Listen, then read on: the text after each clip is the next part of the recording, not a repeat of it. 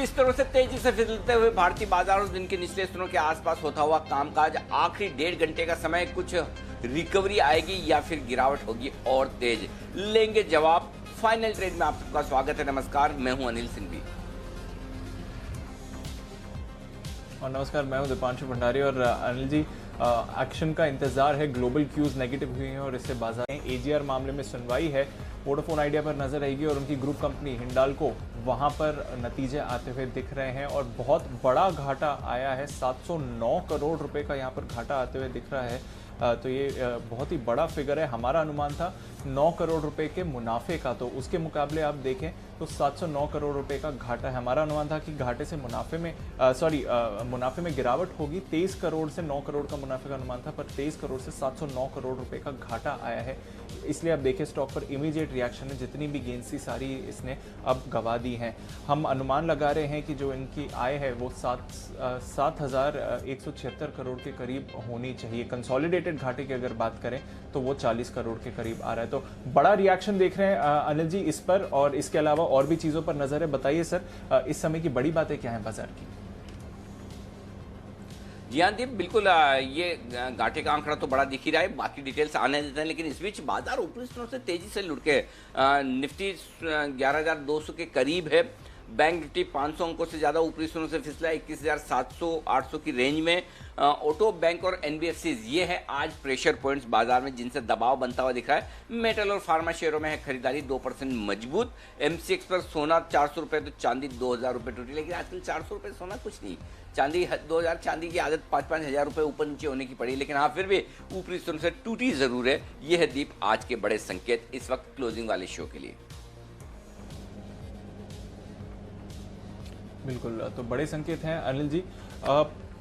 क्या लग रहा है सर, ये इतनी जो गिरावट आई है, ये कुछ ग्लोबल मार्केट्स के मैं अभी ट्रिगर्स ढूंढ रहा था, ऐसा कुछ बड़ी चीज तो मेरी नजर में तो नहीं आई सर। पर डाउ फ्यूचर्स डेफिनेटली 200 अंक टूटे हैं, तो वहां से परेशानी है।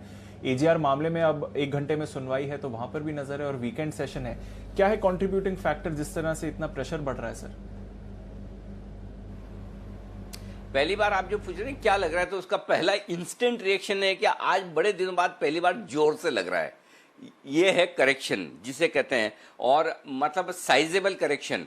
11,366 का हाई बनाकर निफ्टी 11,200 को तोड़ता हुआ ट्रेडिंग रेंज के अहम लेवल के नीचे जाने की तैयारी में फिसला है। बैंक निफ्टी आखिरी सपोर्ट 21,650 21,750 से दीप, ये आखिरी सपोर्ट है बैंक निफ्टी का। अगर इस लेवल के नीचे जाता है तो बैंक निफ्टी का ट्रेंड पॉजिटिव से न्यूट्रल हो जाएगा, और निफ्टी 11,200 के आसपास जो अहम सपोर्ट है उसके नीचे ट्रेड कर रहा है। तो मेरे ख्याल से अगले 10 मिनट में इंतजार करना चाहूंगा, 15 मिनट डेटा भी देख लूं किस तरह से बने हैं, और उसके बाद मैं आपको बताऊंगा कि सिचुएशन किस तरह की होती हुई दिख रही है। लेकिन इसमें कोई डाउट नहीं, बढ़िया, परफेक्ट और अच्छी वाली साइजेबल प्रॉफिट बुकिंग जिसे कहते हैं वो आज आती दिखिए। और उसके लिए जो सुबह आपका पहला सवाल था कि अब किस चीज का इंतजार है बाजारों को और किस चीज पर चलेंगे, उसका जवाब भी आप ही के सामने। देखिए बाजार ने ज्यादा वक्त नहीं लगाया, 4 घंटे में 5 घंटे में ही आपको जवाब मिल गया, और जवाब ये है ग्लोबल मार्केट्स। जी हाँ, डाउ फ्यूचर्स 150 नीचे, यूरोप के बाजार 1 से 2% नीचे, और उसका असर आप एक अच्छी प्रॉफिट बुकिंग के तौर पर देख रहे हैं।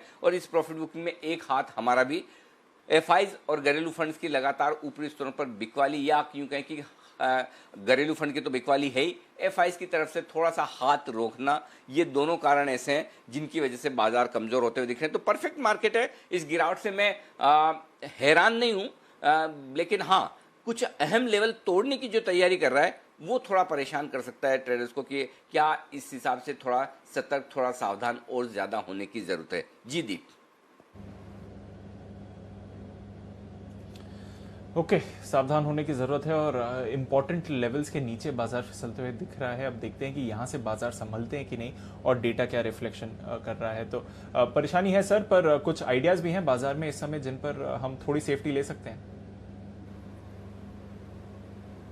जी हाँ बिल्कुल, और आगे बढ़े और उस पर बात करें उससे पहले भसीन साहब हमारे साथ हो चुके हैं कार्यक्रम में शामिल, और सबसे पहले शुरुआत उन्हीं की कॉल्स के साथ कर लेते हैं। तो आइए बिगुल भसीन के हसीन शेर।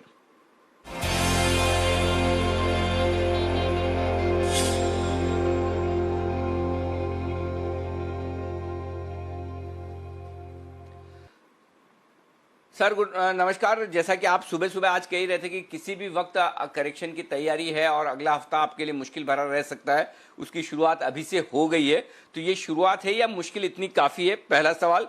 दूसरा, जो अपडेट्स आप देना चाहें।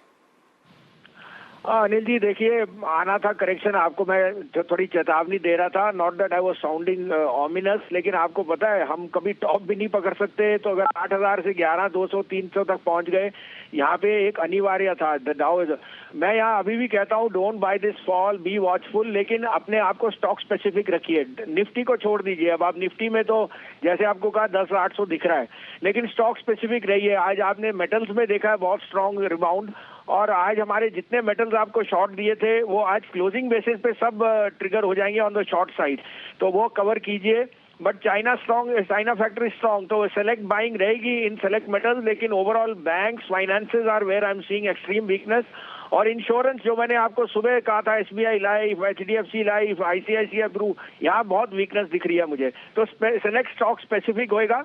आप कहें तो मैं कॉल दूं, 2 सेल किया और 1 बाय है सर। जी सर, प्लीज बताएं।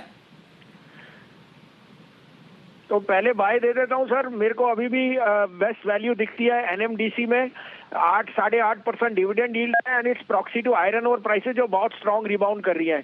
91, 92 का भाव है, इसमें 89 का स्टॉप लॉस रखी, लेकिन 103 का target. So NMDC is the buy. Sell में है सर बजाज फाइनेंस, 3330 से 3340 में बेचिए, 3420 का स्टॉप लॉस, 3100 का टारगेट। और दूसरा सेल है सर ICICI प्रू, 460 पे बेचिए, 470 का स्टॉप लॉस, 435 से 440 का टारगेट।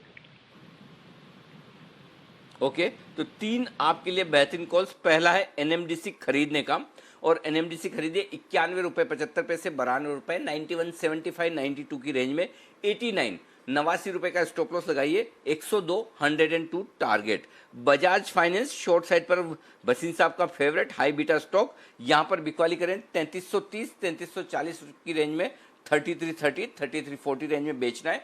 3420 ये आपका स्टॉप लॉस होगा, 3100 ये टारगेट होगा। और दूसरा बिकवाली करनी है आपको ICICI प्रू इंश्योरेंस स्टॉक्स पे लगातार बसीन साहब आपको कह रहे हैं सावधान रहिए, सावधान रहिए।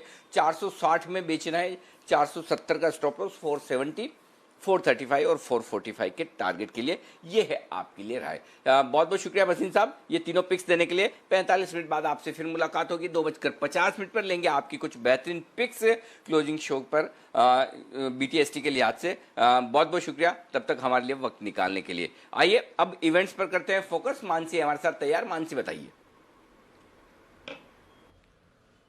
Good afternoon Anil sir. NTPC Nifty में अभी कंपनी के नंबर्स आने बाकी हैं, कभी भी आ सकते हैं। इसके अलावा वायदा बाजार में United breweries, Berger paint, Sun TV और ग्लेनमार्क फार्मा के नंबर्स भी आ जाएंगे। AGR केस की 3 बजे अगली सुनवाई होने जा रही है सुप्रीम कोर्ट में, इस पर फोकस है। और साथ ही ICICI बैंक की QIP इशू प्राइस तय करने पर बोर्ड बैठक के नतीजे पर भी फोकस रहेगा। AGM, ICICI bank, JK cement, Nilkamal, Prism Johnson, Sheela Foam जैसी कंपनियों की आज के दिन में ही होती हुई दिखेगी। कल की बात करें, कल भारत का 73वां स्वतंत्रता दिवस है। प्रधानमंत्री मोदी का देश के नाम संबोधन है, जिसका सबको इंतजार है। और अनुमान ये लगाया जा रहा है कि पिछले 6 साल के लेखा जोखा प्रधानमंत्री मोदी देंगे। साथ ही सीमा सुरक्षा और कोरोना पर देश को आश्वस्त भी कर सकते हैं इस मौके पर। और लाल किले के प्राचीर पर सोशल डिस्टेंसिंग का पूरा ख्याल रखकर प्रधानमंत्री मोदी का संबोधन कल के दिन सबसे इम्पोर्टेंट इवेंट है। भारत बायोटेक की कोरोना वैक्सीन लॉन्च पर नजर रहेगी। ICMR ने 15 अगस्त से पहले पूरे क्लिनिकल ट्रायल्स होने की संभावना जताई है, तो इस इवेंट पर भी फोकस रहेगा।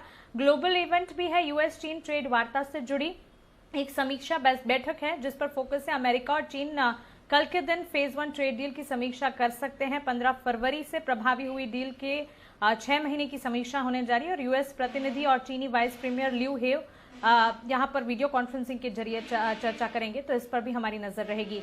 सोमवार के दिन वायदा बाजार से जुड़ी कंपनी पेट्रोनेट LNG के नंबर्स आने हैं। बाजार बंद होने के बाद अनुमान लगाया जा रहा है कि नंबर्स आएंगे। इसके अलावा telecom dispute settlement and appellate tribunal में ट्राई वर्सेस वोडाफोन आइडिया मामले पर अगली सुनवाई होने की भी संभावना है 17 अगस्त यानी कि सोमवार के दिन।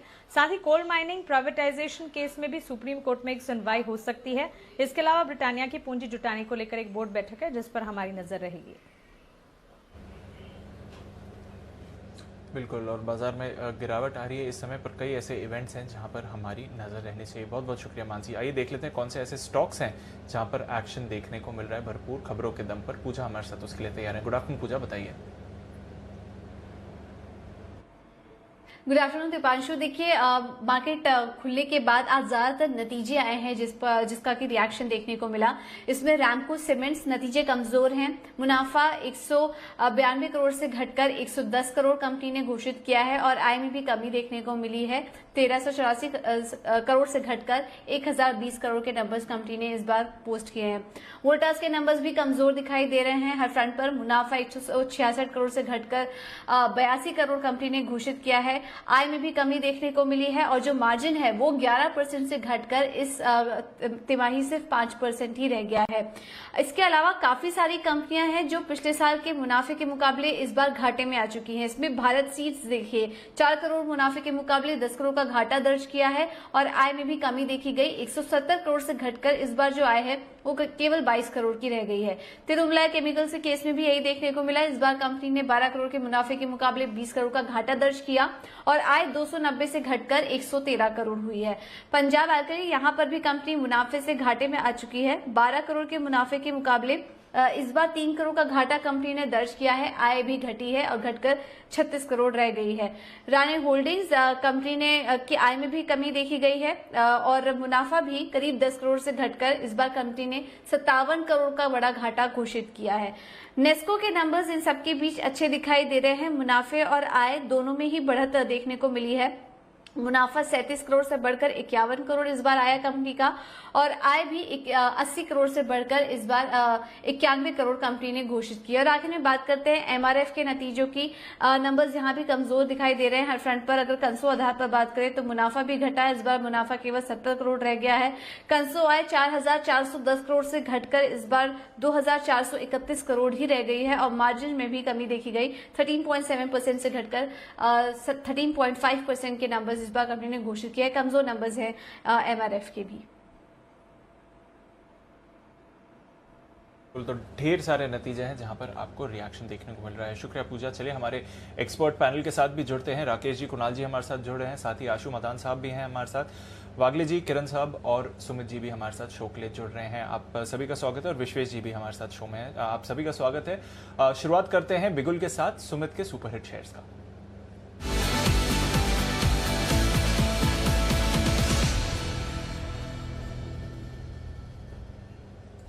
बताइए सुमित जी।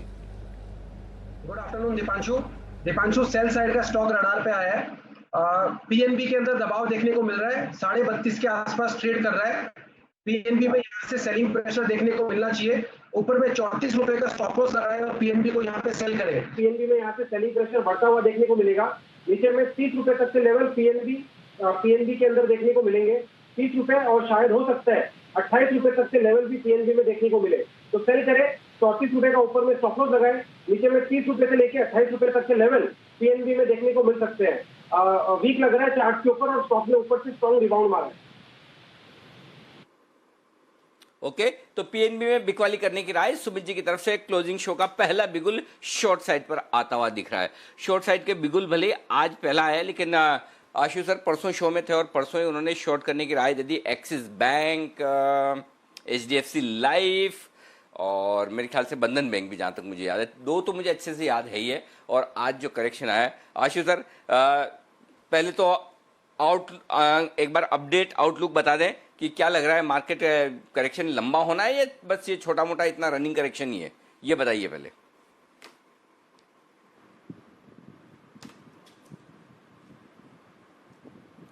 अनिल जी देखिए, कल आपसे क्लोजिंग शो पे बात हुई थी, परसों भी हुई थी, तो आपने कहा था कब आएगा। ये जो थकान थी ना अनिल जी, ये जो पेशेंस टेस्ट हो रही थी, वो एग्जैक्टली ऐसे ही होती है। जब थक जाते हैं ना, सब सोचते हैं कि अब आएगा ही नहीं है, बहुत हो गया, ये रोज कह रहे हैं, ये तो लग रहा है।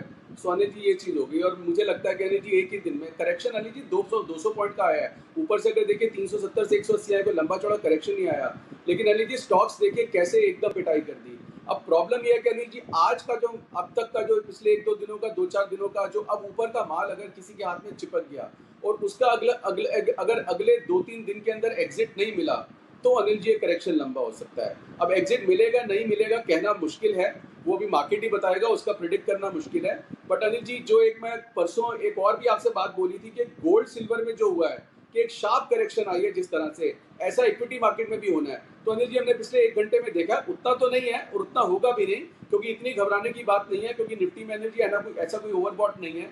But Anil ji expected lines पे है और देखते हैं अनिल जी अभी अगले 1-2 दिन कैसे पैन आउट होते हैं। बट जैसे ऊपर के भाव पे अनिल जी वो पेशेंस तो टेस्ट हो गया, अब टाइम तो नहीं कर सकते कि आज होगा कल होगा परसों होगा, होना था वो हो रहा है अनिल जी।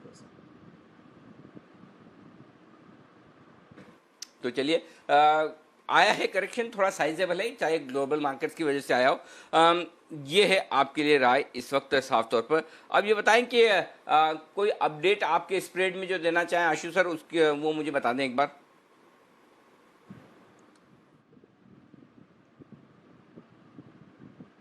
अनिल जी स्प्रेड तो कोई अपना था भी नहीं है, हमने कोई जो स्प्रेड जो स्प्रेड है स्टॉक का, मतलब निफ्टी का तो था ही नहीं है।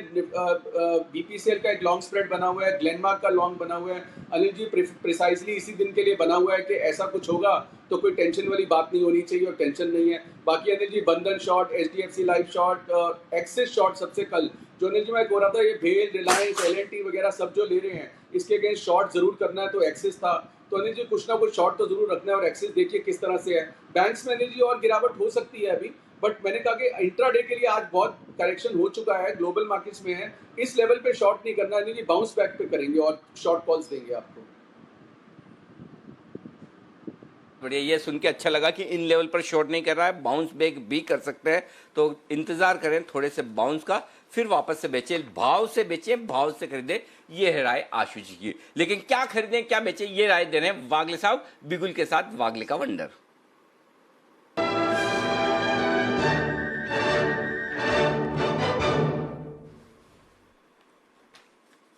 जी वागले साहब बताएं। Anil ji good afternoon, Deepanshu good afternoon. थोड़ा सा बात करते करते या थोड़ा सा लेट हुआ ऐसा लग रहा है मेरे को। एसबीआई लाइफ में मुझे बहुत वीकनेस दिखाई देती है। 833 834 का भाव है, मुझे 836 के आसपास बेचना है, वो मेरे लिए सही लेवल है। तो यहाँ पर बेचे, 836 में ऊपर बाउंस आता है तो और बेचे। 842 का स्टॉप लॉस और 820 का टारगेट। ओके 842 का स्टॉप लॉस, 820 का टारगेट। तमाम इंश्योरेंस कंपनियों के स्टॉक्स दिख रहे हैं कमजोर, एचडीएफसी लाइफ और ये एसबीआई लाइफ बसीन साहब ने भी दिया है। एचडीएफसी लाइफ आज सुबह सुबह पहला पिक सचिन जी ने दिया, उसके बाद मेरे ख्याल से सुमित जी ने तो एचडीएफसी बैंक दिया था क्लोजिंग वाले शो में, क्या गजब कॉल था। साथ ही सुमित जी का एचडीएफसी लाइफ भी 590 का पुट ऑप्शन, ये भी बेहतरीन था। तो ये इंश्योरेंस वाले स्टॉक्स, और आईसीआईसीआई प्रू अभी वसीम साहब बोल के गए। तो इंश्योरेंस ये वो सेक्टर है कमजोरी वाला, इस पर नजर रखिए कमजोरी के लिहाज से। आइए विश्वेश जी भी हमारे साथ है। विश्वेश जी एक राय निफ्टी पर देना चाहते हैं, विश्वेश जी बताइए।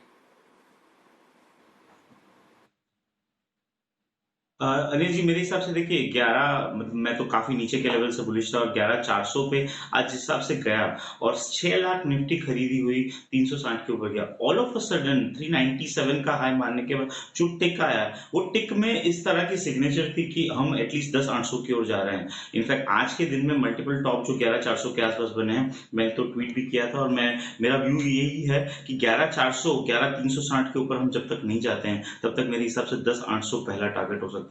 आज के दिन में जिस हिसाब से ऊपर के लेवल पे सेलिंग हुई है, I think this is the time to be aggressive on the short side, और this is the time to be caution. और मेरे ख्याल से काफी ऐसे स्टॉक्स है जहां पे रैली आई है, जहां पे शॉर्ट अपॉर्चुनिटी हो सकती है। तो ये मेरा लार्जर व्यू है। अभी तक मैं बुलिश था, मैंने काउंटर में काफी टाइम ये कहा था कि मार्केट ऊपर जा सकता है। अब 11,400 मेरे हिसाब से होकर जब आ रहा है तो मुझे लगता है कि अब जो अगला स्विंग है आज के दिन में पहला, it is a first day of a down take and we are catching it right थे। मुझे लगता है 10,800 इज द फर्स्ट टारगेट, तो मेरे हिसाब से शॉर्ट साइड बने रहना चाहिए।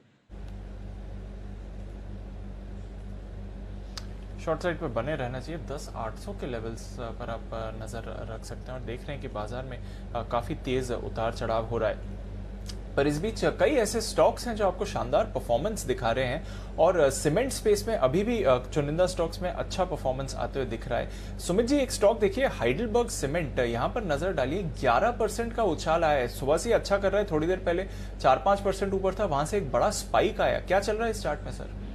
बिल्कुल, आपने एकदम सही कहा। सीमेंट स्पेस में हाइडेलबर्ग ने आज एक्स्ट्रा ऑर्डिनरी परफॉर्मेंस दिखाया है।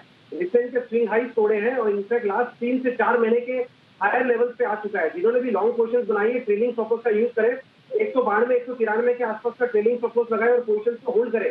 200 के ऊपर अगर आज क्लोजिंग देखने को मिलती है तो हाइडेलबर्ग ऊपर में 210 रुपए से लेकर 215 रुपए तक का अपसाइड मूव दिखा सकता है। फ्रेश बाइंग के लिए वेट करना है। एग्जिस्टिंग लॉन्ग पोजीशन में 192 193 का ट्रेलिंग स्टॉप लॉस लगाना है।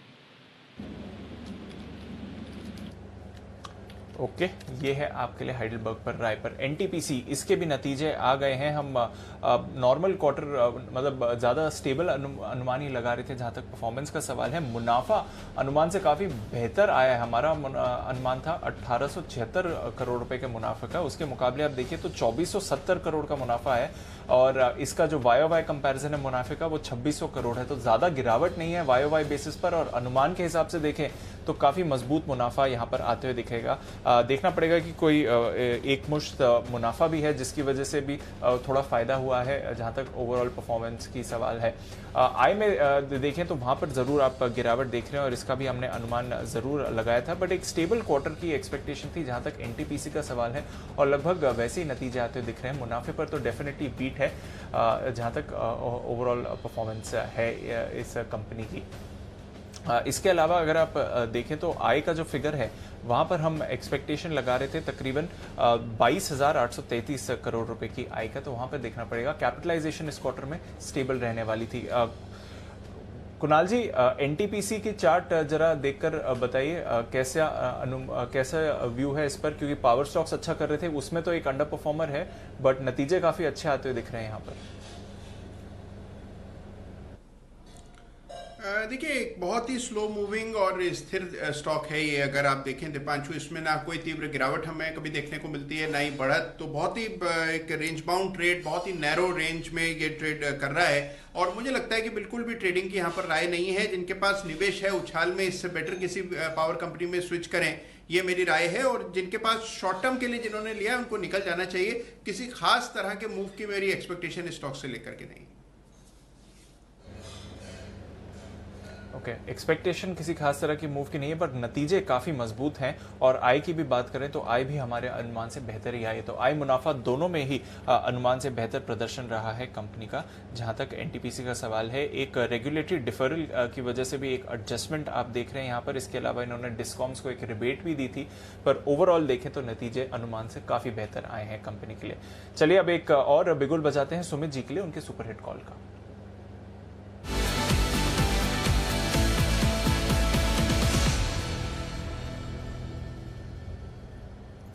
बताइए सुमित जी। दीपांशु, सुबह हमने एचडीएफसी बैंक दिया था, डेज लो पे ट्रेड कर रहा है, ऑलमोस्ट टारगेट के पास आ चुका है। ये तो है एचडीएफसी बैंक का अपडेट। सेल साइड का सुबह पकड़ा था जब मार्केट एकदम स्ट्रॉन्ग था और अब जो स्टॉक रडार पे आया है वो भी इसी ग्रुप का है। स्टॉक का नाम है एचडीएफसी। 1780 के आसपास स्टॉक अभी ट्रेड कर रहा है। यहाँ पे बेचे, स्टॉक के अंदर गिरावट है। मेरे को ऐसा लग रहा है कि एक अच्छा खासा फॉल इस स्टॉक के अंदर देखने को मिलेगा। ऊपर के अंदर 1815 का स्टॉप लॉस बनेगा और नीचे में मेरे को लग रहा है कि एचडीएफसी यहाँ से 1740 रुपए से लेकर 1720 रुपए तक का मूव दिखा सकता है।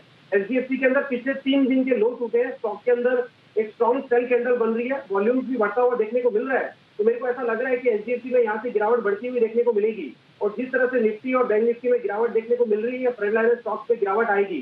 तो सेल करें, नीचे में 1740 1720 तक के टारगेट एचडीएफसी में देखने को मिल सकते हैं।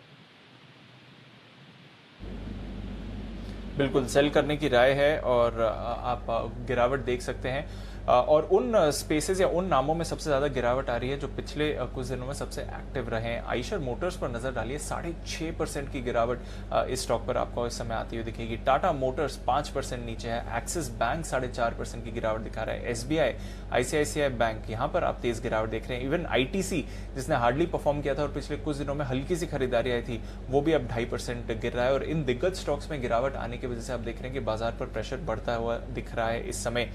43 22 निफ्टी के स्टॉक्स इस समय नेगेटिव टेरिटरी में हैं। सिर्फ 7 स्टॉक्स हैं जो आपको थोड़ा पॉजिटिव एक्शन दिखा रहे हैं इस समय। बंसल जी, आइशर 6.5% की गिरावट आई है, एक बड़ा फॉल है। इन लेवल्स पर 20,000 के करीब सपोर्ट दिखता है आपको या फिर और गिरावट संभव है यहाँ से?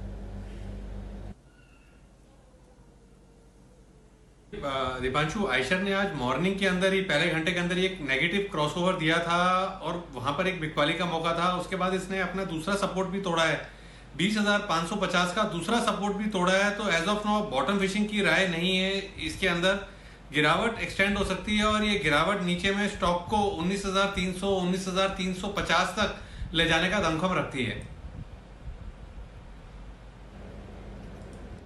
ओके, 19,300 के करीब ये स्टॉक आपको जाते हुए दिख सकता है। आईसीआईसीआई बैंक, यहाँ पर भी नजर डालते हैं जिस तरह से तेज गिरावट इस स्टॉक पर भी आ रही है। विश्वेश जी, आईसीआईसीआई बैंक 360 के नीचे फिसला है, अगला सपोर्ट किधर आएगा इस पर और प्रेशर देख रहे हैं? मेरे हिसाब से देखिए, बैंकिंग स्टॉक में एक चीज हमको ध्यान रखना होगा कि बैंक निफ्टी ने नया हाई नहीं बनाया, जबकि निफ्टी 11,400 हो गया है, जबकि बैंक निफ्टी 30,000 के आसपास नहीं गया है। तो सारे हैवी वेट बैंकिंग स्टॉक्स अगर यहाँ से टम्बल्ड होते हैं तो दिक्कत होगी, जिसमें से आईसीआईसीआई बैंक का अगला सपोर्ट सीधा 340 के आसपास है। और दीपांशु, मैं एक चीज हाईलाइट करना चाहता हूँ कि बैंक निफ्टी में 21,000 का लेवल बहुत ही ज्यादा इंपॉर्टेंट है। अगर 21,000 टूट जाता है, उसके नीचे क्लोज हो जाता है, तो मेरे हिसाब से then you are talking about a much larger correction। तो उस केस में today is the first sign in last so many days where we are seeing कि bears are overpowering the bulls। तो मेरे हिसाब से बहुत ही less leverage position रखिए। आईसीआईसीआई बैंक 340 का सपोर्ट लग रहा है। इनफैक्ट मुझे ऐसा लग रहा है बैंक निफ्टी शायद 21,000 तक भी जा सकता है, तो caution warranted। One more thing is that आज शायद towards closing AGR न्यूज है, तो मंडे को उसका आउटकम भी हमको मिलेगा। तो एग्रेसिव एक साथ could be a risky, तो मेरे हिसाब से spread is a better way to trade। बिल्कुल, स्प्रेड बनाना बेहतर है। पर आइए अब अनिल जी के लिए एक बिगुल बजाते हैं और जान लेते हैं कल के 2000 के लिए अनिल जी क्या रेकमेंड कर रहे हैं।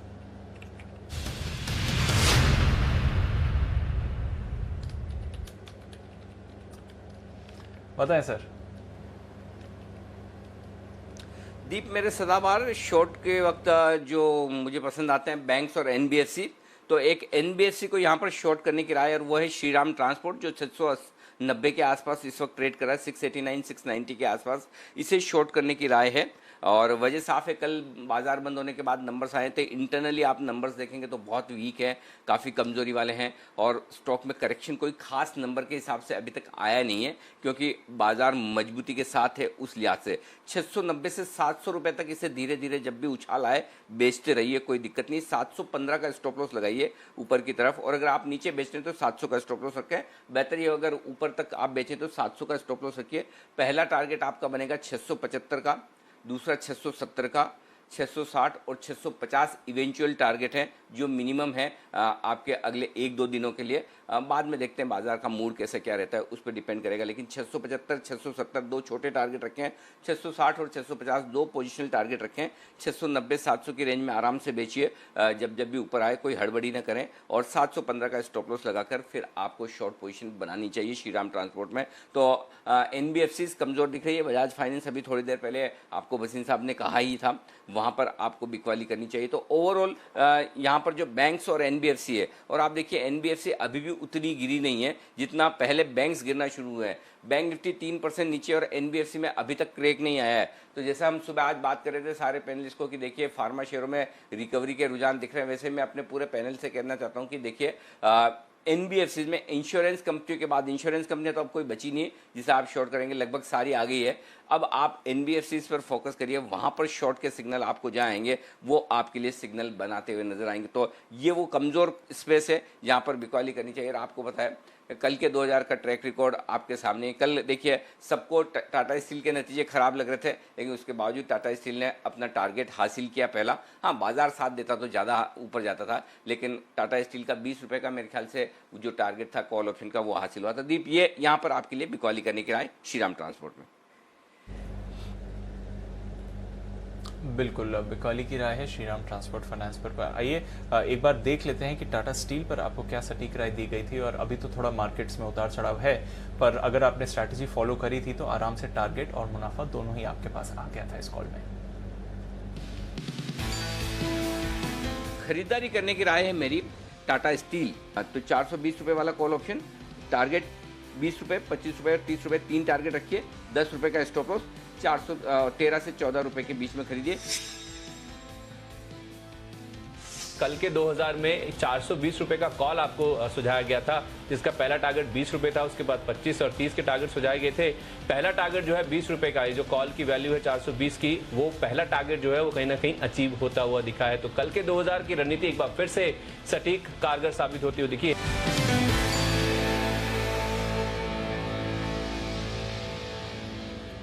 बिल्कुल, तो कल के 2000 की स्ट्रैटेजी एकदम हिट रही और आपने वहां पर एक्शन भी आते हुए देखा। पर कई सारे स्टॉक्स हैं जिसमें इस समय आप काफी तेज उतार चढ़ाव देख रहे हैं। किरण जी भी हमारे साथ जुड़ रहे हैं। और किरण जी, अब क्या लग रहा है, उन स्टॉक्स में ज्यादा मुनाफा वसूली आएगी जो सबसे तेज गति से ऊपर गए थे? जिस तरह से अब हम गिरावट देख रहे हैं, BHEL पर नजर डालिए सर, 5.5% की गिरावट है इस समय, प्रेशर बढ़ रहा है। यहाँ पर क्या किन लेवल्स पर सपोर्ट दिखता है आपको, या फिर कोई शॉर्ट कॉल इन लेवल्स पर भी इनिशिएट करना चाहेंगे? नहीं, मुझे नहीं लगता कि अभी इमीडिएटली कोई शॉर्ट कॉल इनिशिएट करना चाहिए, क्योंकि भेल में भी हम जो कंसोलिडेशन है उसके बहुत नजदीक आ गए। ऊपर में बेकवाली के संकेत नहीं आए थे, सीधा हमने दोपहर के बाद एक लंच यानी 12 साढ़े 12 के बाद एक बड़ा क्रैक देखने को मिला। उसकी वजह से ये स्टॉक थोड़ा सा नीचे आया है। बिल्कुल मैं मानता हूं कि थोड़ी सेलिंग प्रेशर है, पर अब अगर अभी शॉर्ट करते हैं तो risk to reward ratio profile में नहीं बैठ रहा है। तो मेरा मानना है कि जब तक ये RR रेशियो बैठता नहीं है तब तक एक फ्रेश ट्रेड इनिशिएट नहीं करना चाहिए। बिल्कुल, रिस्क रिवॉर्ड जब तक फेवरेबल नहीं है तब तक फ्रेश शॉट मत करिए। पर आप देखिए तो इन सभी स्टॉक्स को आप देखेंगे तो डेज लो पर ही ट्रेड करते हुए दिख रहे हैं। तो नज़र रखिए इस स्पेस पर। आज दोनों तरफ का भरपूर एक्शन आपको आते दिखा है। वागले साहब, आज आपने सीमेंस पर खरीदारी की राय दी थी और यहाँ पर टारगेट्स भी आ गए थे, वहां से थोड़ी गिरावट भी आई है, बट स्टॉक होल्ड आउट कर रहा है डिस्पाइट इतनी बड़ी गिरावट मार्केट में। क्या संकेत लेना चाहिए इससे? अगर किसी ने मुनाफा बुक नहीं करा तो इन लेवल्स पर होल्ड कर सकते हैं या फिर यहाँ पर भी वीकनेस आ सकती है? दीपांशु, अगर मार्केट्स में ही सेल ऑफ आएगा जो दिख रहा है तो मुझे नहीं लगता है सीमेंट्स में होल्ड ऑन करना चाहिए। शायद आपको ऊपर के लेवल में बेचने को मिलेगा। अभी 1268 का टॉप मार के अभी 1215 के आसपास आ गया है, तो ऊपर से प्रॉफिट बुकिंग तो आ गई है। हमने तो क्लाइंट्स को प्रॉफिट बुक करने की सलाह दी है और हमने तो 1230 और 40 के बीच में जो हमारा टारगेट था वहां पर ही बुक किया है। ओके, अब होल्ड करने के सेंस नहीं मेक करता है, आप और प्रेशर बनते हुए देख रहे हैं। बंसल जी, वेदांता पर भी इस समय प्रेशर बनते हुए दिख रहा है, 2.5% नीचे है स्टॉक और फिसलता हुआ देखते हैं इसको। देखिए दीपांशु, टेक्निकली रुझान यहाँ पे नेगेटिव है। एक नेगेटिव क्रॉसओवर देखने को वेदांता के अंदर देखने को मिल रहा है। और मजे की बात क्या है दीपांशु की, जो ये मार्केट वाइड पोजीशन लिमिट का गेम है, जो लिमिट कम हुई हुई है, वेदांता तो एक निफ्टी का काउंटर होता था पहले, और ये स्टॉक भी FNO के बैन के अंदर आया हुआ है। और टेक्निकली शॉर्ट टर्म में एक नेगेटिव क्रॉसओवर देखने को मिला है 122 रुपए के नीचे, और एक बड़ा सपोर्ट 120 के अराउंड है। तो देखना यह है कि 120 के सपोर्ट्स होल्ड करते हैं कि नहीं करते हैं। अगर 120 के लेवल्स टूटते हैं तब अनदर 1.5-2 रुपए की गिरावट देखने को मिल सकती है। ओके, नजर रखिए वेदांता पर। कुणाल जी, गोदरेज कंज्यूमर 4% फिसलने के बाद अब थोड़ा संभलता हुआ दिख रहा है। क्या अभी थोड़ा रोटेशन वापस डिफेंसिव स्टॉक्स में आपको आते हुए दिखेगा? क्या इन लेवल्स पर, इन स्टॉक्स पर वापस एक्शन आएगा या फिर बाजार की चाल के साथ ये भी गिरेंगे? देखिए, गोदरेज कंज्यूमर की बात करें दीपांशु, तो एक रेजिस्टेंस नजर आती है 718-19 के आसपास ये रेजिस्टेंस है। आप देखिए आज बिल्कुल 19 स्तरों से टकराकर स्टॉक वापस नीचे जा रहा है। तो मैं बहुत ज्यादा विचलित नहीं हूं इस गिरावट से। मुझे लगता है कि ये स्टॉक एक रेंज में ही रहना चाहिए, और उसी तरह मुझे कोई बहुत बड़ी तेजी की भी उम्मीद यहाँ चार्ट देख करके नहीं लगती है। तो मुझे लगता है एक दायरे का कारोबार स्टॉक पे रहेगा। एक रिलेटिव आउट परफॉर्मर जरूर ये स्टॉक साबित हो सकता है, लेकिन इसमें कोई खास बड़ा मोमेंटम आपको देखने को शायद ना मिले। ओके, ये है कुछ FMCG स्टॉक्स पर नजर रखिए। डिफेंसिव स्टॉक्स पर देखिए अगर वहां पर रोटेशन आपको वापस आते हुए दिखता है, बट फिलहाल काफी सारे सेक्टर्स ऐसे हैं मार्केट के जो परेशानी में है। तो सही समय फिर बिगुल बजा के जान लेते हैं कि अनिल जी की इस समय मार्केट पर क्या राय है। स्ट्रैटेजी का बिगुल बजाते हैं।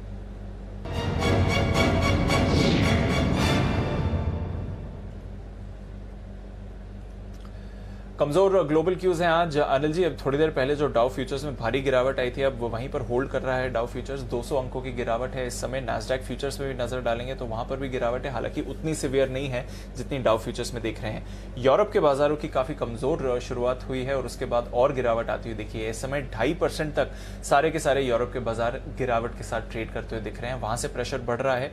एशिया में ज्यादा परेशानी नहीं थी, थोड़ी मिलीजुली क्लोजिंग रही। हांगकांग एकदम सपाट था, चाइना तो बल्कि 1% ऊपर ही था। तो जितनी भी परेशानी आई है अनिल जी, यूरोप और डाउ फ्यूचर से ही आ रही है इस समय। बताइए क्या करना चाहिए सर इन लेवल्स पर?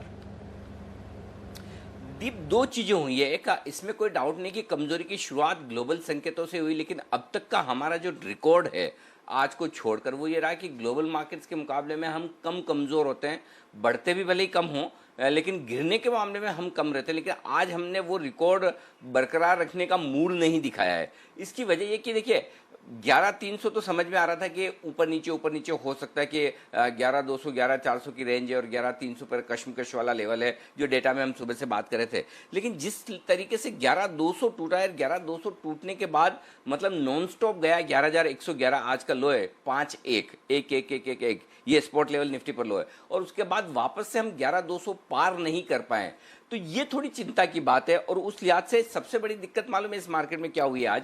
वो ये कि शॉर्ट्स तो बन गए, कॉल राइटिंग तो हो गई दबाकर। 11,300 के कॉल में 12 लाख शेयर आज जुड़े हैं, 350 में 8 लाख शेयर जुड़े हैं, 11,400 पे 15 लाख शेयर जुड़े हैं, यानी कि लगभग 35 लाख शेयर कॉल राइटर्स 11,300 से 11,400 में आज जुड़े हैं। पुराने तो हैं जो हैं, आज नए और जुड़ गए। लेकिन इनके सामने अभी तक पुट में शॉर्ट पोजीशन, जो लॉन्ग पोजीशन है वो कमी नहीं हुई है। 11,300 के पुट में भी 6 लाख शेयर जुड़े हैं, यानी कि जो पुट राइटर है वो अभी भी अपनी तेजी की पोजीशन कम नहीं कर रहा है। 11,200 के पुट में आज 4 लाख शेयर और जुड़े हैं। इसका मतलब क्लियर कट है कि तेजी वाला थोड़ा फंसा है, आज पहली बार फंसा है इतने दिनों में। तो तेजी वाला जो फंसा है वो जब तक हल्का नहीं होता तब तक बाजार के लिए ऊपर आना मुश्किल है। क्यों? अब देखिए, जिसने 11,200 का पुट बेचा हुआ है, तेजी की है, जैसे ही निफ्टी 11,200 11,225 पर आएगा तो उनको सबसे पहले ये लगेगा कि चलिए पहले अपनी पोजीशन काटकर हल्का हुआ जाए। 11,300 आएगा तो बचे हुए लोग करेंगे। तो हालांकि एक चीज अच्छी बात बाजार में जो सबसे राहत की है वो ये कि बहुत ज्यादा पुट राइटिंग नहीं है, कॉल राइटिंग ज्यादा है, पुट राइटिंग कम है, यानी कि मंदी की पोजीशन कम है, मंदी की पोजीशन ज्यादा है, तेजी की पोजीशन कम है। तो उस लिहाज से मुझे लगता है कि 11,200 11,225 या ज्यादा से ज्यादा 11,240 ये रुकावट का लेवल है। अगर आखिरी 1 घंटे में इस लेवल के आसपास बाजार आपको दिखता है 11,200 से 11,240 की रेंज में, तो अपनी तेजी की पोजीशन को हल्का कर लीजिए। शॉर्ट करने के लिए भी थोड़ा इंतजार कर लें, ऊपरी स्तरों पर करें, निचले स्तरों पर नहीं, पहली बात। दूसरी बात ये कि अब जो आपके लिए अहम सपोर्ट रेंज रहेगा वो 11,050 से लेकर 11,125 का रहेगा, लगभग उस लेवल पर आप जाकर आए तो आपके लिए वो अहम सपोर्ट है। तो नीचे 11,150 11,125 मजबूत सपोर्ट है, 11,200 11,240 ऊपर रुकावट की रेंज है, ये आपके लिए डेटा से दिख रहे हैं। तो कॉल राइटिंग दमदार हुई है, ऊपर टिकना मुश्किल है और साथ ही तेजी की पोजीशन अभी तक खत्म नहीं हुई है। अब आइए बैंक निफ्टी, यहाँ सिचुएशन थोड़ी खराब है। खराब इसलिए है कि highest open interest bank Nifty के कॉल्स पुट में जो है वो 22,000 पर है और 22,000 से 400-500 पॉइंट आप नीचे ट्रेड कर रहे हैं, यानी कि तेजी करने वाले ट्रेडर्स यहाँ भी फंसे हैं, पोजीशन हल्की नहीं कर पाए। और 22,000 से लेकर 22,500 के बीच में जमकर कॉल राइटिंग हुई है, मतलब तगड़ी वाली कॉल राइटिंग हुई है। आज जबरदस्त बैंक निफ्टी में कॉल राइटिंग हुई है। तो बैंक निफ्टी के लिए और एनबीएफसी शेयरों के लिए थोड़ी खतरे की घंटी है। जैसा अभी विश्वेश भी कह रहे थे 21,400 21,500, जी हाँ, ये आखिरी उम्मीद है सपोर्ट के तौर पर। 21,500 21,400 तोड़कर अगर हम बंद होते हैं तो मामला मुश्किल हो जाएगा। अब आपके लिए स्ट्रेटेजी एक ही है, 21,900 से 22,100 इस रेंज में बैंक निफ्टी आता है तो वहाँ तेजी की पोजीशन भी कम कर लीजिए और फ्रेश शॉट बनानी तो भी वहाँ पर कीजिए। तो उछाल का करिए इंतजार, आई डोंट नो मिलेगा नहीं मिलेगा, डेटा मजबूत तो नहीं है, ये बात साफ है। तो आपको ये अभी ध्यान में रखना है कि मैं एक बार एग्जिट करके बैठूँ, सोमवार को देखेंगे, हड़बड़ी ना करें, ग्लोबल मार्केट्स को भी स्टेबल होने दें। सोना चांदी जिस तरह से ऊपर नीचे हुआ है ये तो अच्छा हुआ हमारे मार्केट पे लिस्टेड नहीं है, कमोडिटीज पे जिस हिसाब से सोने चांदी में 2-3 दिनों में उतार चढ़ाव है, सिर्फ सोचिए खाली कि फर्ज करें अगर इक्विटी मार्केट में इसी तरह की वॉलिटिलिटी हो, तो अगर इसी तरह से इक्विटी मार्केट 3% 2% 4% ऊपर नीचे हो तो क्या आप झेल पाएंगे? क्या सवाल ये है। तो अभी इस वक्त आपने किसी ने कुछ भी आपको दिलवाया, इंक्लूडिंग मी, मैंने कहा कि ये खरीदिए, किसी XYZ ने कहा ये खरीदिए, वो सब अपनी जगह, लॉन्ग टर्म सब ठीक है, लॉन्ग टर्म अपनी जगह, शॉर्ट टर्म में आप कितना बचा सकते हैं, आपकी रिस्क एपेटाइट कितनी है, आपका स्टॉप लॉस कहाँ है, ये चीज़ आपको पता होनी चाहिए, डिसिप्लिन आपको रखना चाहिए। और लॉन्ग टर्म वाले में भी अगर थोड़ा बहुत प्रॉफिट बन रहा है तो कोई दिक्कत नहीं, प्रॉफिट बुक कर लीजिए, नीचे का इंतजार कीजिए। तो मेरे ख्याल से लेसन ये है, आज जिस तरह से तेजी से गिरे, हल्के रहने में समझदारी है, थोड़ा सा हल्का हो जाइए। वापस मार्केट कहाँ जाने वाला, रोज खुलता है ना, यहीं खुलेगा, यहीं पे सब कुछ होगा, एक्शन फिर से ले लेंगे, कोई दिक्कत नहीं है, हल्के रहने में समझदारी है। जी दीप। बिल्कुल अनिल जी, अपॉर्चुनिटी रोज की मिलती है, इस समय मुनाफा बुक करिए, थोड़ा साइडलाइंस पर रहिए। बाजार थोड़ी संभलने की कोशिश कर रहे हैं इन लेवल्स पर, देखते हैं कि होल्ड कर पाएंगे कि नहीं, पर डेज लो के करीब ही ट्रेड हो रहा है। इस बीच खबर भी आ रही है आपके लिए, आरबीआई की आज बोर्ड बैठक थी, वहां से एक्सक्लूसिव खबर है जी बिजनेस के पास। इस साल आरबीआई सरकार को 57,000 करोड़ रुपए का डिविडेंड दे सकता है, ये है हमारे पास एक्सक्लूसिव खबर। अभी थोड़ी देर पहले सेंट्रल बोर्ड की मीटिंग हुई थी, वो खत्म हुई है, वहां से ये खबरें निकल कर आ रही हैं। एक्सक्लूसिवली हमारे पास 57,000 करोड़ रुपीस का आपको आरबीआई डिविडेंड दे सकता है सरकार को। सरकार ने बजट में 60,000 करोड़ रुपए का अनुमान लगाया था, तो उसके करीब ही ये फिगर आते हुए दिख रहा है। उस फिगर से हायर नहीं है बट ज्यादा नीचे भी नहीं है, ऑलमोस्ट उसी फिगर के करीब आते हुए दिख रहा है। तो ये एक बड़ी खबर है। अनिल जी, कैसे देखना चाहिए इस खबर को? शायद बाजार ने एंटिसिपेशन लगाया था कि बजटेड अमाउंट से ज्यादा डिविडेंड आएगा, बट जितना बजट किया था सरकार ने ऑलमोस्ट उतना ही डिविडेंड आ रहा है इस समय हमारे पास जो एक्सक्लूसिव खबर है सर। ऐसा कह सकते हैं कि सबके पास पैसे लिमिटेड है, कम से कम देने के लिए, बांटने के लिए। तो आरबीआई ने जो लिमिट डिविडेंड दिया है वो उम्मीद के मुताबिक है। ये हमारी एक्सक्लूसिव खबर है और ये एक्सक्लूसिव खबर आपके सामने आ चुकी है। तो कुल मिलाकर जो डिविडेंड का आंकड़ा आया है वो 57,000 करोड़ रुपए का है इस वक्त।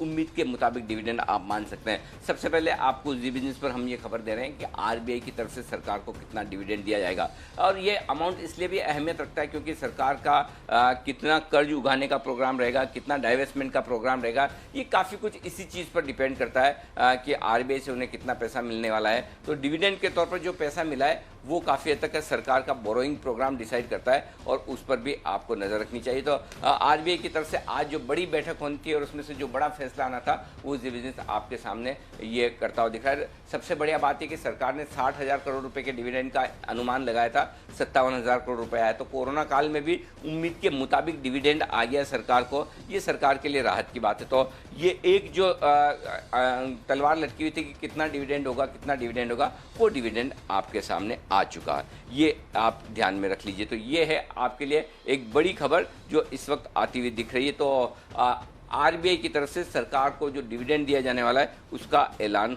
हो चुका है। ओके, आगे बढ़ते हैं और एक ऐलान करने वाले हैं हमारे वागले साहब, और वागले साहब बिना बिगुल के तो ऐलान करते नहीं है, तो बिगुल चाहिए वंडरफुल वागले साहब के लिए, वागले का वंडर का।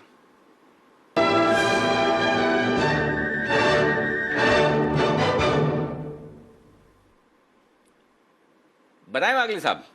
अनिल जी, आयशर मोटर्स मुझे बेचना है हल्के से बाउंस बैक पे। अभी 20,200 का भाव है, मैं 20,300 से 450 या 20,500 ये रेंज यूज करूंगा, और बाउंस बैक्स आते रहते हैं, आपको मिलेगा बाउंस बैक, वहां पर बेचिए। 20,700 का मेरा स्टॉप लॉस है और 19,400 मुझे कम से कम यहाँ से 700-800 रुपए की डाउनफॉल दिख रही है अगले 1 से 2 दिनों में, मतलब मंडे या ट्यूसडे को आपको एक 5 से 7% की ट्रेडिंग डाउनसाइड मिलनी चाहिए, तो उसके लिए प्ले करें। ओके, तो ठीक है, ये है वागले साहब की तरफ से आयशर मोटर में बिकवाली करने की राय। ऊपर आए बेच दीजिए, थोड़ा और ऊपर आने दीजिए, 20,300 20,500 परफेक्ट रेंज है। 100 रुपए तो आयशर मोटर्स में बहुत ही छोटी बात है, कोई खास बात नहीं। ओह माय गॉड, 7% नीचे वागले साहब, 7% कब गिर गया ये? हाँ अनिल जी, और 7% जाएगा अगले 1-2-3 दिनों में, इतना पैटर्न खराब है। सॉरी, गलती हो गई, मैंने आपको पूछा मुझे लगा कि 7% गिरा हुआ है। आप तो एक्चुअली वागले साहब की यही खूबी और खासियत है, जो 4-5% गिरा हुआ स्टॉक होना, वो 15% हो या हो सकता है या नहीं, वो वागले साहब नीचे ऊपर की तरफ पकड़ने में माहिर हैं। तो जाहिर सी बात है, जहां मोमेंटम बड़ा तेजी से टूटता हुआ दिखे, वो मोमेंटम पकड़कर आपको शॉर्ट या लॉन्ग कॉल वागले साहब देते हैं। हर एक की अपनी अपनी वो एक इंटरेस्टिंग स्टाइल होती है ट्रेडिंग पैटर्न पे। वो ट्रेडिंग पैटर्न की स्टाइल वागले साहब की है। विश्वेश जी का जहाँ पर बॉटम और टॉप पर खरीदने बेचने में मजा आता है, वो उनकी अलग है।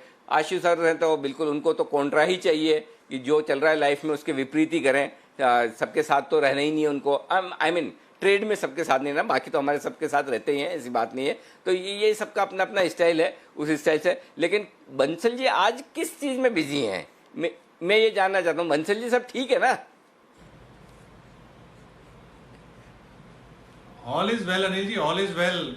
खोज जारी है अनिल जी, एक स्टॉक ढूंढा हुआ है, बट क्या है मार्केट गिर रही है तो थोड़ा विचार विमर्श कर रहे हैं मैं और कुणाल जी कि 3 बजे तक अगर भाव सस्टेन करेगा तो, क्योंकि मंदी के बाजार में तेजी की कॉल देने के लिए थोड़ा सा वेट कर रहे हैं। नहीं, ठीक बात है, take your own sweet time, आराम से। तब तक आपके बेटर हाफ टीवी स्क्रीन पर जो है वो है कुणाल जी। कुणाल जी बताइए, कुछ कहना चाहते हैं? अरे जी, मैं कह रहा था कि बंसल जी आज शायरी करने में व्यस्त हैं, तो शेयर पे कम फोकस है, दूसरी तरह के शेयरों पे इनका ज्यादा फोकस है। तो ये 3.5 के लिए मुझे लगता है कुछ वर्जिश कर रहे हैं अनिल जी। बिल्कुल, शेयर पर फोकस कभी शेयर पर ज्यादा है। जी आशु सर, पहले आशु सर से एक बार टिप्पणी ले लूं और उसके बाद राजेश जी हमारे साथ कार्यक्रम में हो चुके हैं शामिल, जो देंगे छोटा ऑप्शन बड़ी कमाई। आशु सर बताएं। अनिल जी, मेरे को तो कुणाल जी से, क्योंकि सिंस अभी ज़्यादा कॉल्स नहीं है, तो एज इट इज़ मेरी तो एक ही चीज़ वो होती है कि कॉन्ट्रा कॉल जैसे मैंने कल भी दी है, 1-2 दिन में आप भी कल कह रहे थे कि घट तो नहीं रहा। तो ये कुणाल जी के चार्ट्स में, एल्गोस में इतनी शार्प फॉल्स जो वन साइडेड आती हैं और वो क्यों नहीं दिखती हैं? मतलब मेरा वो हर बार की रहता है अनिल जी, तो तेज़ी में। और मैं तो आज अपना कुछ और भी मतलब मस्ती की पाठशाला में बात करूँगा। और दूसरी चीज़ अनिल जी, मैं कुणाल जी से ये कहना चाहता था कि अगर उनका मन चाहे, मैंने एक ट्रेनिंग प्रोग्राम अटेंड किया था जिसमें ये कहा गया था, if you will appreciate it appreciates and come backs to you. तो मतलब आप जितना ज़्यादा अप्रिशिएट करते हैं वो और ज़्यादा अप्रिशिएट होता है और वापस आता है। तो अगर वो चाहें तो HDFC लाइफ के लिए अप्रिशिएट कर सकते हैं अनिल जी, उनको इतनी कंजूसी नहीं करनी चाहिए। अच्छा, ये अप्रिशिएशन जो आप चाहते हैं, प्यार से चाहते हैं कि डरा कर, वो समझना जरूरी है। उसके लिए मैं आपके पास वापस आ रहा हूं, लेकिन तब तक एक बार राजेश जी लाइन पर तैयार है। राजेश जी के लिए बिगुल।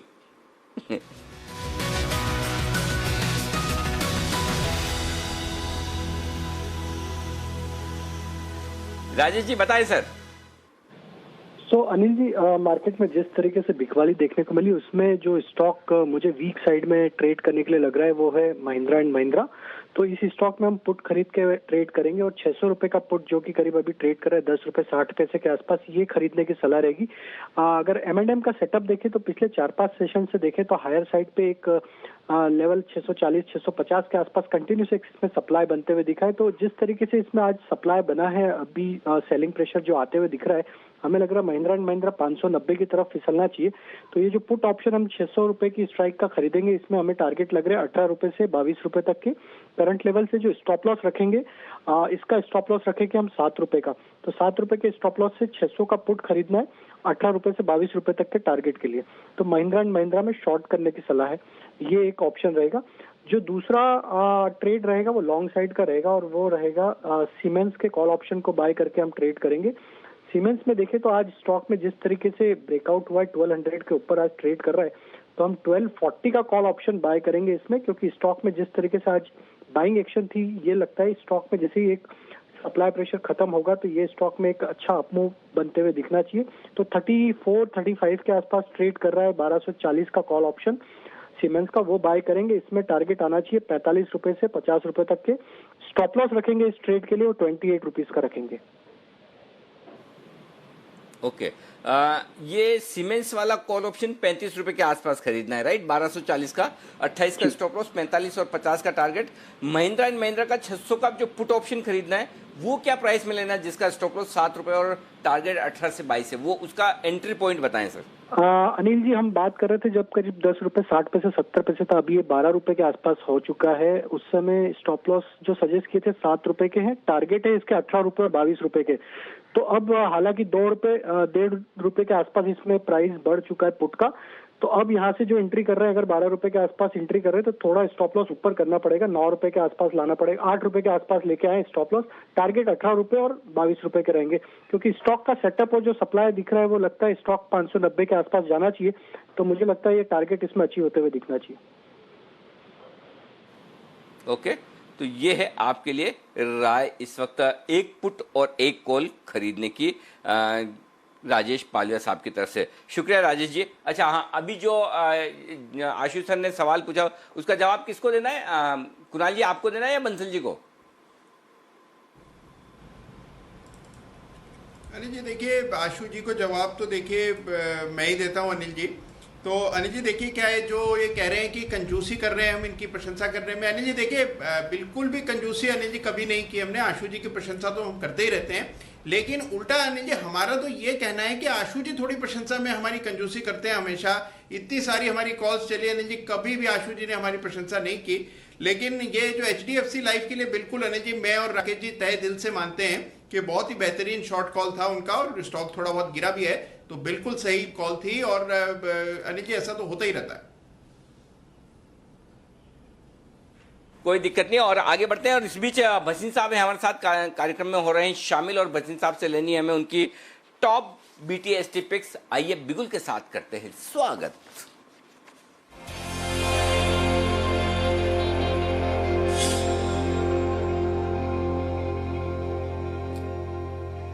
सर स्वागत है आपका एक बार फिर से। बताएं सर, इंश्योरेंस कंपनियां तो जैसा आप कह रहे थे बिल्कुल लगातार कमजोर होती दिख ही रही हैं, अब क्या करना है? सर आज का BTST है, बैंक्स में वीकनेस है। सेल बैंक ऑफ बड़ौदा 46.25 से 47.45, 47.75 का स्टॉप लॉस, 42 का टारगेट।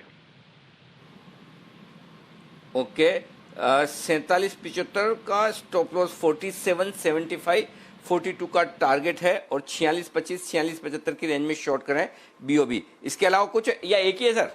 नहीं, एक ही है सर। चलिए परफेक्ट, कोई दिक्कत नहीं। तो बैंक ऑफ बड़ौदा बैंकिंग शेयरों पर, NBFC शेयरों पर आप रहें सावधान, ये कहना है बसीन साहब का। और बजाज फाइनेंस भी थोड़ी देर पहले उन्होंने शॉर्ट दिया था, और अब बैंक ऑफ बड़ौदा शॉर्ट दे रहे हैं 47.75, 47.75 स्टॉप लॉस, 42 रुपए का टारगेट। और थोड़ी देर पहले बैंक ऑफ बड़ौदा की जगह PNB शॉर्ट दिया था सुमित जी ने भी। तो बैंकिंग शेयरों में सुमित जी ने आज शॉर्ट बहुत सही वक्त पर पकड़ा HDFC बैंक। सुमित जी ये सुबह 1053 पर जो आपने HDFC बैंक शॉर्ट दिया था, क्या सोच के दिया था? मैं ये जानना चाहूँ उस समय ऐसा क्या लगा आपको, इतना जल्दी आपने शॉर्ट दिया? वहां उस समय तक संकेत आए नहीं थे वैसे? बिल्कुल अनिल जी, मैंने थोड़ा सा प्रियम किया था। मेरे को आज सुबह से थोड़ा सा ये फीलिंग था, गट फीलिंग था सुबह, और वो दोपहर में जाके कंफर्म हुआ। मेरे को ऐसा लग रहा था कि ये मार्केट सस्टेन नहीं करेगा और एक फॉल आएगा और एक करेक्शन देखने को मिलेगा। और जहां तक HDFC बैंक का सवाल है, HDFC बैंक पिछले 5 दिनों में पिछले 5 दिनों में जो तेजी कर रहा है वो बहुत स्लोली तेजी दिखा रहा था, और आज सुबह से ही इसके अंदर सेलिंग प्रेशर देखने को मिल रहा था।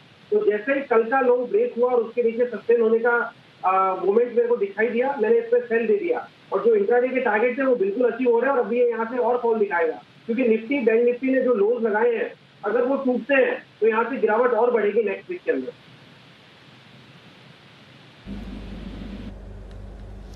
बिल्कुल। और HDFC बैंक देखिए सुमित जी ने अच्छे लेवल्स पर एंटिसिपेट किया था, सेलिंग आई थी, और वहां पर अगर आपने ट्रेड इनिशिएट किया तो हेल्दी मुनाफा भी बना होगा उस कॉल पर। बैंक्स यहां पर सबसे ज्यादा गिरावट आ रही है, ऑटो स्टॉक थोड़े वीक लग रहे हैं, और वो सारे सेक्टर्स जहां पर आपने अच्छी तेजी देखी है, थोड़ी मुनाफा वसूली वहां पर बढ़ती हुई दिख रही है। डेज लो के करीब से थोड़ा रिकवरी जरूर आती हुई दिखी है जहां तक निफ्टी का सवाल है। पर आइए कुछ और ऐसे सेक्टर्स पर फोकस करते हैं जो हमारी इंडिपेंडेंस डे थीम के साथ चल रहा है। आत्मनिर्भर भारत ये एक बड़ा फोकस है, और अगले सेक्टर के बारे में अब आपको बताने की तैयारी है।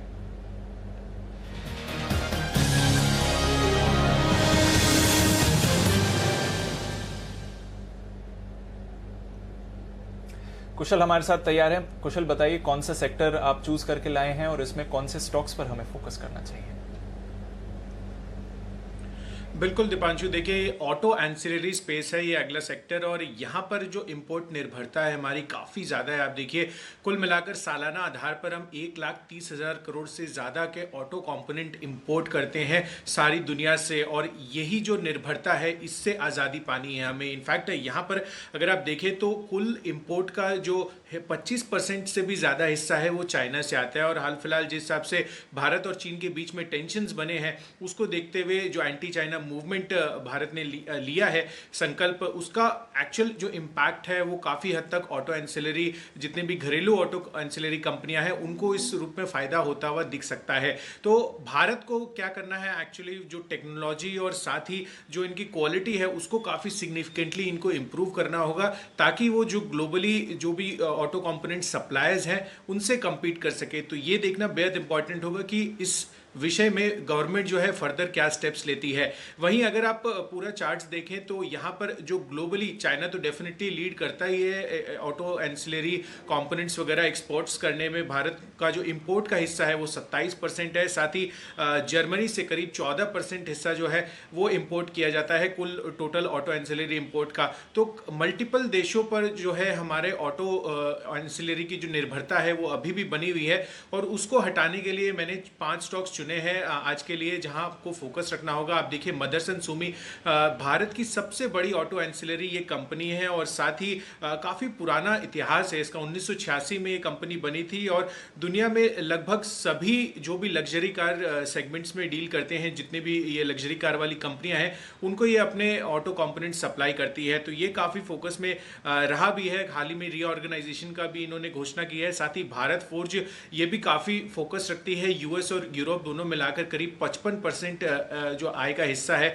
वहां से आता है। तो एक एक्सपोर्ट ओरिएंटेशन इनकी डेफिनेटली है, और ग्लोबल इकोनॉमी से जिस आपके रेवेन्यूज आते हैं वो डेफिनेटली भारत की इकोनॉमी को काफ़ी सपोर्ट कर सकते हैं। अपोलो टायर्स देश की दूसरी सबसे बड़ी टायर कंपनी है, और अब लॉकडाउन खुलने के बाद जिस हिसाब से इनके प्लांट्स रिज्यूम हो रहे हैं, और साथ ही जितनी भी ये सेगमेंट्स को सप्लाई करती है वहाँ पे फिर से रिजम्पशन हो रहा है, और काफ़ी हद तक जो सस्ते टायर इंपोर्ट्स होते थे उस पर भी प्रतिबंध लगाने पर सरकार विचार कर रही है। इसके अलावा सुप्रजित इंजीनियरिंग ये पर्टिकुलरली केबल्स बनाती है जितने भी 2 व्हीलर्स, 3 व्हीलर और 4 व्हीलर सेगमेंट में OEMs हैं उनके लिए, और यहाँ पर इनका काफ़ी बड़ा होल्ड है मार्केट शेयर वाइज। और अंत में मिंडा इंडस्ट्रीज ये स्विच गियर्स और अलॉय व्हील्स बनाती है तमाम OEM सप्लायर्स OEMs के लिए, और ये डेफिनेटली इनके लिए काफ़ी पॉजिटिव साबित हो सकता है अगर बाहर से जो आने वाले ऑटो कंपोनेंट इंपोर्ट है वो बंद हो जाए तो।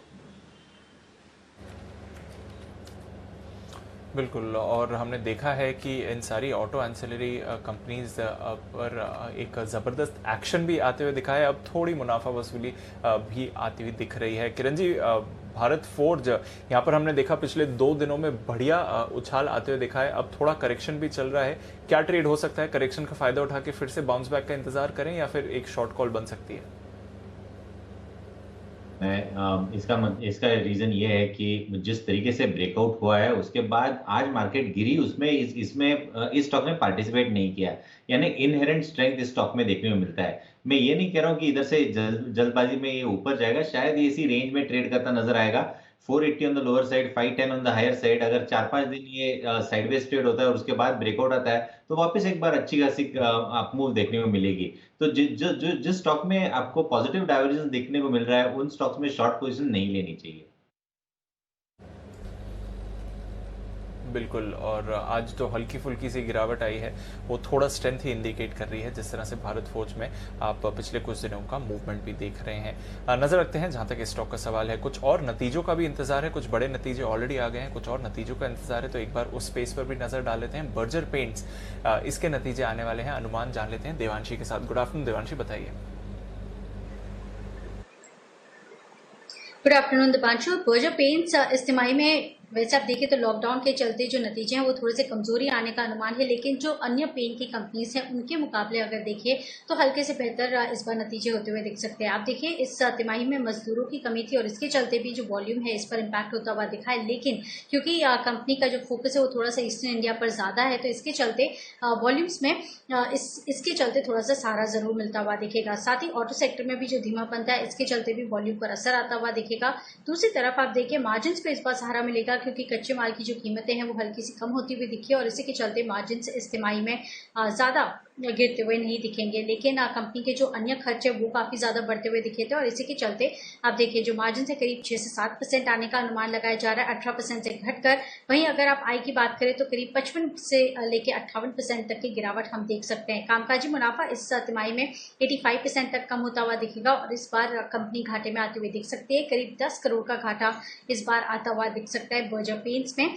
साथ ही इस बार नजर रखनी होगी कि जो ट्रेंड है वो किस तरह से अब बदलता हुआ दिख रहा है कंज्यूमर ट्रेंड्स, क्योंकि एशियन पेंट्स में भी हमने देखा था कि जो लोअर प्राइसिंग वाले जो प्रोडक्ट्स हैं उसकी बिक्री काफी अच्छी होती हुई दिख रही है। क्या सेम जो ट्रेंड है वो बर्जर पेंट्स में भी देखने मिल रहा है या नहीं, तो इसका फायदा कंपनी को मिलता हुआ दिख रहा है या नहीं, और साथ ही कच्चे माल की जो कीमत है उसका ट्रेंड किस तरह से रहता है इस पर नजर रहेगी। लेकिन कुल मिलाकर जो नतीजे हैं वो कमजोर ही रहेंगे। ये है कमजोर, ये बर्जर पेंट्स में आने का अनुमान है इस वक्त। वैसे तो बहुत अच्छे नंबर्स की उम्मीद कमी है। बाजार भी स्टेबल होने की कोशिश करें। जो एक तेज गिरावट आनी थी आ गई, अब रुके हैं। एक बार व्यू जरा बाजार पर फिर से आशु सर का ले लें। आशु सर कुछ स्पेसिफिक बात भी करना चाहते हैं बाजार पर। आशु सर बताइए। अनिल जी, मैं यही कहना चाह रहा था, जो 3-4 बार जो 11,300 पे मैं बार बार ये बोलता था कि जो भागो पकड़ो वाली बात नहीं है, इसको बड़ा कॉशियसली ट्रेड करना चाहिए। जब सब कुछ अच्छा भी लग रहा है अनिल जी, उसी वक्त ही वो इम्पोर्टेंट होता है। एंड डिस्ट्रीब्यूशन साइन थे अनिल जी, इसकी कंफर्मेशन हमारे को कल परसों में ज़रूर मिल जाएगी। अब प्रॉब्लम ये अनिल जी, फार्मा को छोड़ के बाकी बहुत सारे स्टॉक्स में हैं, अब वो लोग ट्रैक हो जाएंगे। तो मेरा मानना ये है कि अब वो उल्टा सीधा कुछ ना करें, और जो भी अगर इस बुल रन के अंदर या पिछले रन के अंदर बनाया हुआ है, और अगर है तो एक बार निकल जाए तो बेटर होगा उनके लिए। अभी विश्वेश ने 10,800 बोला, इतना एक्सट्रीम नीचे का भी टारगेट एक नज़र आ रहा है, तो आने को कुछ भी आ सकता है। तो अनिल जी, इंपॉर्टेंट चीज़ ये है कि जो आपने भी बिल्कुल ठीक बोला कि इस वॉलिटिलिटी में बहुत मुश्किल हो जाएगा। नहीं तो वो आपको मेरे को मैसेज ही करते रहेंगे, या तो बिल्कुल या 1:2 का ऑप्शन है उसके साथ बैठ जाए, क्योंकि जाने में उसमें नीचे वाली साइड में कुछ भी नहीं है, ऊपर में फिर भी होता है, नीचे वाली साइड में कुछ भी नहीं है। एंड अदरवाइज अनिल जी, ये मार्केट ना बहुत मतलब वॉलिटाइल होने वाली है, और कहीं ना कहीं ऊपर में अनिल जी जो डिस्ट्रीब्यूशन हुई है ट्रैप हो गया है, और अगले 1-2 दिन के अंदर उनको एग्जिट नहीं मिलता तो अनिल जी ज़्यादा नीचे के लेवल आने भी पॉसिबल हैं। तो ये एक वर्ड ऑफ कॉशन है। लेकिन उसमें अगर आप देखें अनिल जी, फार्मा अभी भी खड़ा हुआ है, ग्लेनमार्क का स्प्रेड है, उसको भी होल्ड करना चाहिए अगर है, रिजल्ट भी है, बैंक के अंदर है, भारती में भी अनिल जी स्प्रेड है, बियर स्प्रेड भी है, बुल स्प्रेड भी है, होल्ड करना चाहिए। ऑप्शन वाले ट्रेड्स में अनिल जी कोई दिक्कत नहीं है स्टॉक के अंदर, लेकिन मुझे ऑप्शन से ज़्यादा दिक्कत इंडेक्स के अंदर दिख रही है, तो उसमें बिल्कुल ध्यान रखना चाहिए। ओके, तो ये है आपके लिए बाजार पर राय इस वक्त। आशु सर की तरफ से आती हुई थोड़ी सी रिस्क है, तो अपनी पोजीशन को हल्के रखें। बस थोड़ी देर में सेठी साहब हमारे साथ जुड़ने वाले, 3 बज गए हैं, और वो आपको देंगे एक बेहतरीन पिक, और सेठी साहब की हम पिक भी लेंगे 3:10 पर। जय हमारे साथ जुड़ेंगे और जय देंगे आपको कैश का ऑप्शन भी, उसकी भी आप तैयारी रखिए। इस बीच बाजार कमजोर होने के बाद निचले स्तरों से बैंक निफ्टी 200 पॉइंट ऊपर आया है, और निफ्टी लगभग 50 पॉइंट ऊपर आता हुआ दिखा, तो हल्की सी रिकवरी आती हुई दिखी है। लेकिन एक स्टॉक जो आज का स्टैंड आउट परफॉर्मेंस वाला है वो है ल्यूपिन। बहुत ही जबरदस्त कॉल ल्यूपिन का। कुणाल जी, डे हाई पर मार्केट डे लो की तरफ, ये डे हाई की तरफ, बताइए क्या करना है अब? अनिल जी देखिए, जैसे हम सवेरे भी चर्चा कर रहे थे कि एक बड़ा डिसाइसिव ब्रेकआउट आपको लुपिन में आता हुआ दिख रहा है, और काफी अरसे से हम लोग इस ब्रेकआउट का इंतजार कर रहे थे, जो कि आज के ट्रेड में आता हुआ दिख रहा है। स्टॉक डे हाई पर ट्रेड कर रहा है, तो अभी भी यहां पर हमारी खरीदारी की राय है। 1150 के लेवल्स आपको लुपिन में आते हुए दिख सकते हैं, तो पोजिशनल बेसिस पर जो लोग रख सकें डेफिनेटली लुपिन को रखना चाहिए हो। और अगर आपने अभी तक नहीं खरीदा है तो किसी भी गिरावट में इसको बाय करके चलें। 1150-1200 के लेवल्स लुपिन में आते हुए दिखेंगे। ये है आपके लिए, गिरावट आए तो खरीदते रहिए, ये राय है ल्यूपिन पर। ल्यूपिन दिख रहा है बेहद मजबूत है, और यहाँ पर अब भी तेजी करने की राय है। इस बीच विकास सेठी साहब भी हमारे साथ कार्यक्रम में शामिल होने की तैयारी में, और वो देंगे आपको एक बेहतरीन short term pick. Cash market के स्टॉक्स में अभी भी एक्शन भरपूर है, कहीं कोई दिक्कत नहीं है। नेस को देखिए, थोड़े समय पहले जैन साहब ने आपको यहाँ एसपीएल मिड कैप में ये स्टॉक दिया था, 6% मजबूत आज ट्रेड करता हुआ दिख रहा है। दमदार तेजी यहाँ पर होती दिख रही है। 3 दिन पहले हमने जो खबर ब्रेक की थी, आरवीएनएल रेल विकास निगम लिमिटेड 10% मजबूत है। समीर की खबर के बाद आप देखिए क्या जबरदस्त एक्शन आता हुआ दिख रहा है। तो एक के बाद एक बढ़िया स्टॉक्स जो हैं वो मजबूती के साथ ही ट्रेड करें। जैन साहब का आज का सुबह का पिक भी इंडिया निप्पॉन इलेक्ट्रिक, ये भी आपके लिए तेजी के साथ कारोबार करता हुआ दिख रहा है। तो जो मजबूत है वो मजबूत है। ब्लू स्टार एक और स्टॉक है। किरण जी जरा ब्लू स्टार के चार्ट देखिए और बताइए। 540 पर है, आज का हाई 562 है। एसपीएल मिड कैप स्टॉक्स में भी इसको लगातार रिकमेंड किया गया है, सिद्धार्थ जी ने भी कहा है। अब ये बताइए किसी का पास पड़ा है तो क्या करें, और फ्रेश एंट्री करनी तो कहां करनी है? अनिल जी, फ्रेश एंट्री करनी है तो अब काफी ऑन द करेक्टिव रैली अगर आती है तो मेरा मानना है कि 500 के आसपास बहुत अच्छा सपोर्ट है, वहां करनी चाहिए। पर नेक्स्ट ब्रेकआउट है वो आज का जो हाई है उसके ऊपर ही होगा। सिमिलर हाई करीबन हमने जून महीने में देखा था, तो ये डबल टॉप पैटर्न हो जाता है। अगर ये लेवल्स टूट जाते हैं तो एक बहुत बड़ा कंसोलिडेशन, ट्रायंगुलर कंसोलिडेशन है, जो कि फरवरी मार्च अप्रैल में बॉटम बने थे। उसके बाद जो पुल बैक आई थी अप्रैल में, तो वो ट्रायंगुलर पैटर्न का ब्रेकआउट कहलाएगा। तो मेरा मानना है कि एग्रेसिव लॉन्ग्स 560 के ऊपर बनाने चाहिए और नीचे में एक्यूमुलेट करना चाहिए। चार्ट पैटर्न कुछ खराब नहीं है, बिल्कुल अच्छा चार्ट पैटर्न देखने को मिल रहा है। ओके, तो ये है आपके लिए राय इस वक्त ब्लू स्टार पर। और अब वक्त है सेठी साहब से मुलाकात करने का। आइए देखते हैं सेठी साहब की, सदाबहार सेठी साहब की शॉर्ट टर्म पिक।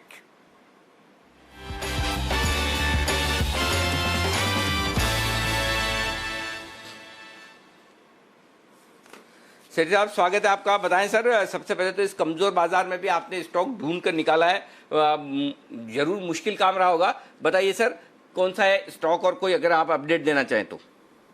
बिल्कुल अनिल जी, देखिए बाजार में तो आज वैसे काफी बिकवाली चल रही है और थोड़ा कोशिश करने की बिल्कुल जरूरत है, लेकिन जहां तक कैश मार्केट के अच्छी क्वालिटी के स्टॉक्स है वहां पे अभी भी मुझे लगता है खरीदारी की जा सकती है। बिकॉज ये जो करेक्शन भी आएगा वो मुझे लगता है एक हल्का फुल्का करेक्शन होगा, उसके बाद बाजार में रिकवरी होगी। तो जो बिल्कुल निम्बल फुटेड ट्रेडर्स है उनके लिए तो थोड़ा कोशिश करने की सलाह है। बट बाकी अगर आपका 5-7 दिन का व्यू है तो इन लेवल्स पे भी कैश मार्केट के अच्छे स्टॉक्स को खरीदना चाहिए या एक स्टैगर्ड रूप में बाइंग करते रहना चाहिए। आज जो स्टॉक मैं रिकमेंड करने जा रहा हूँ, कंपनी का नाम है पॉलीकैब। एक बहुत ही शानदार कंपनी है, अपने चैनल पे कई बार कई एक्सपर्ट्स ने डिस्कस किया है। ये कंपनी केबल्स, वायर्स, स्विचेस, फिर आपके अप्लायंसेस जैसे फैंस है, पंप्स है, इत्यादि बनाती है। बहुत ही शानदार कंपनी है, एक बहुत ही जबरदस्त डिस्ट्रीब्यूशन नेटवर्क है, एक स्ट्रॉन्ग मैनेजमेंट है और फंडामेंटल्स बहुत ही अच्छे हैं। Return on equity around 20%, return on capital employed around 27%, एक जीरो डेट कंपनी है। पिछले 3 साल का प्रॉफिट का कैगर है अराउंड 45% का। प्रोमोटर्स ओन करते हैं अराउंड 68% और डीआईआईज और एफआईआईज मिलकर अराउंड 21% ओन करते हैं। बहुत ही शानदार कंपनी है, मुझे लगता है इसको करंट लेवल्स पे लेना चाहिए। मेरा इमीडिएट शॉर्ट टर्म में इसमें 915 रुपए का टारगेट रहेगा और आपको स्टॉप लॉस डालना है 860 रुपए। 860 के स्टॉप लॉस से खरीदिए 915 के टारगेट के लिए। और थोड़े समय में पहले सिद्धार्थ सैदानी साहब और जयपुर वाले जैन साहब दोनों ने भी ये स्टॉक रिकमेंड किया, बहुत ही मजबूत। और इस पर अभी 2-3 दिन पहले चेतन भूटानी हमारे संवाददाता है, उन्होंने एक स्टोरी भी की थी।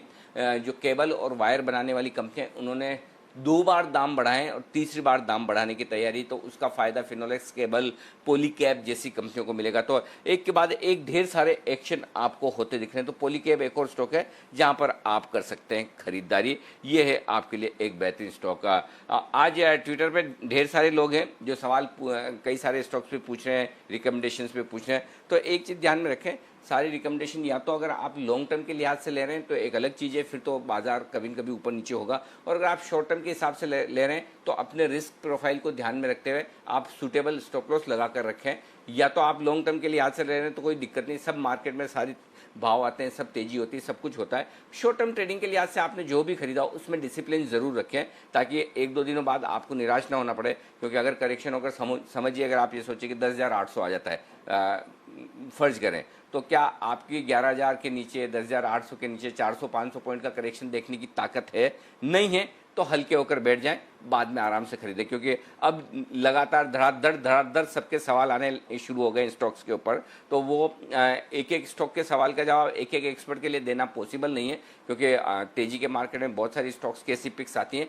थोड़ा सा आपको अपना विवेक का इस्तेमाल करना है, दिमाग का इस्तेमाल करना है और अपनी पोजीशन अपने आप को संभालनी है, समझनी है। ये ध्यान रखिए, इस तरह के करेक्शन जब भी आएंगे तो आपको अपनी पोजीशन संभालना आना चाहिए, सीखना चाहिए। तो हल्के हों, बार बार हम इसीलिए कह रहे हैं आपको कि हल्के रहें, ताकि नीचे आ भी जाए तो आपके लिए खरीदने की जगह रहे, ना आए तो कोई फर्क नहीं पड़ता। ट्रेड करें तो 50 पॉइंट ऊपर लें जहां आपको ज़्यादा कंफर्ट हो, बजाय इसके कि जहां कंफर्ट ना हो वहां पोजीशन रखें। तो हल्के रहने में आपके लिए समझदारी है, ये चीज़ ध्यान रखिए। क्योंकि बाजार गिरता है तो सारी चीज़ें अच्छी खराब सब नीचे आती है, कोई जल्दी आता है, कोई बाद में आता है। मुझे याद है आशु सर का डायलॉग पिछली बार के, मतलब मजबूत स्टॉक वही है जो बाद में गिरता है, कमज़ोर स्टॉक वो है जो पहले गिरता है। तो मंदी के मार्केट में सब गिरते हैं, तेज़ी के मार्केट में सब बढ़ते हैं। तो एक आध दिन की गिरावट से अगर आप इतना घबराएंगे तो आपके लिए मुश्किल हो जाएगी। तो थोड़ा सा अपने पोर्टफोलियो को आप रीअलाइन करके चलें, आप अपनी ट्रेडिंग पोजीशन को रीअलाइन करें। ये है आपके लिए राय। आइए अब आखिरी 20 मिनट का ट्रेड बचा है। कैश का ऑप्शन देने के लिए हमारे साथ जय ठक्कर भी कार्यक्रम में शामिल होंगे और जय से भी हम पूछेंगे कि उन्हें कौन सा स्टॉक पसंद है। लेकिन उससे पहले अच्छा जय तैयार हैं, तो आइए जय तैयार हैं तो जय के पास ही चलते हैं बिगुल के साथ कैश का ऑप्शन।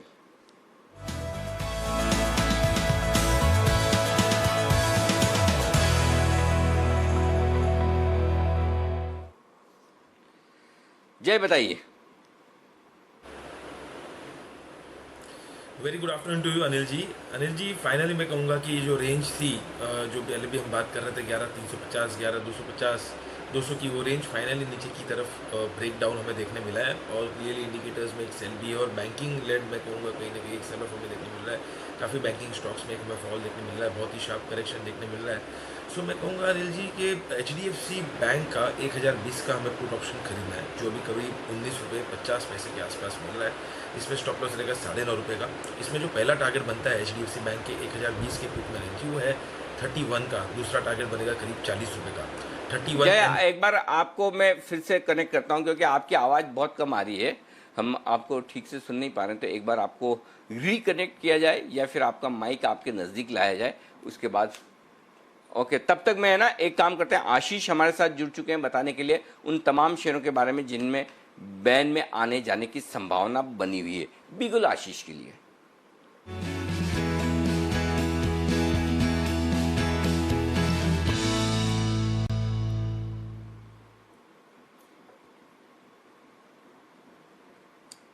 आशीष कितने 12 स्टॉक है ना, 1 डजन पूरे बैन में? बिल्कुल पूरे 1 डजन है अनिल जी, 12 स्टॉक बैन में बने हुए हैं। अब बाहर कौन आएगा? 12 में से 3 बाहर निकलने का प्रयास कर रहे हैं। इंडिया बुल्स हाउसिंग फाइनेंस अगर आप देखें तो मार्केट वाइड पोजीशन लिमिट जो है 81% होगी है। सेंचुरी टेक्सटाइल्स 80% और कैनरा बैंक यहाँ पर करीब 79% है। यानी कैनरा बैंक का तो निश्चित है बाहर निकलना। इंडिया बुल हाउसिंग फाइनेंस और सेंचुरी टेक्सटाइल्स ये 2 बॉर्डर लाइन पर है जिनमें बाहर निकलने की प्रोबेबिलिटी फिलहाल नजर आ रही है। नीचे बाहर निकलते हैं ना तो 80 के आसपास है, राइट? जी अनिल जी ठीक है, चलो बढ़िया, परफेक्ट। ये तो एक काम हो गया कि 3 के बाहर निकलने की संभावना है। लगता है तीनों ही निकल जाएंगे, ऐसा लग रहा है जिस हिसाब से बॉर्डर पर आखिर में भी तो थोड़ी बहुत पोजीशन कम होगी। आज कौन खरीद के जाने वाला है? और बैन में नहीं तो बन नहीं सकती तेजी वाली तो, या मंदी वाली जो भी, मतलब नहीं तो बनेगी नहीं, कमी होनी है तो थोड़ा निकल ही जाएंगे। अच्छा एक और ये बताइए भाई साहब, किसी की एंट्री होनी है बैन में आज? बिल्कुल अनिल जी, मनोपुरम की है आज फिर से प्रयास है। 98% बढ़कर होगी है मार्केट वाइड पोजीशन लिमिट। 95% के ऊपर जाती है तो स्टॉक बैन में आता है। 98% है, यानी फिलहाल अगर आप देखें तो प्रोबेबिलिटी ज्यादा नजर आ रही है कि आज फाइनली मनोपुरम हो सकता है कि बैन में आ जाए। और इसके लिए जिम्मेदार कौन है? एक्सचेंजेस। जय ठक्कर। ना जय ठक्कर, इसके लिए जय ठक्कर जिम्मेदार, जिन्होंने सुबह ही आपको नहीं बसीन साहब है, जिन्होंने बसीन साहब ने शॉर्ट पोजीशन बनाने की राय भी दी थी। किसी ने तो शॉर्ट पोजीशन बनाने की राय दी थी मनापुरम में, मैं भूल रहा हूँ, मैं देखना चाहता। एनीवे लेकिन चलिए, हाँ एक चीज़ जो कह रहे हैं हमारे बंसल जी, उसी पर एक राय आशु जी आप भी दीजिए। क्या अब ये वक्त आ गया कि वो 50% मार्केट वाइड पोजीशन लिमिट कर दी थी पहले खराब बाजार के चक्कर में, जब आप बहुत शॉर्ट की राय देते थे तो सेबी ने, एक्सचेंजेस ने उस समय पोजीशन घटा दी थी। अब तो आप इतना शॉर्ट भी नहीं बोल रहे हो, क्या अब वापस वो मार्केट वाइड पोजीशन लिमिट पहले वाली ले आए?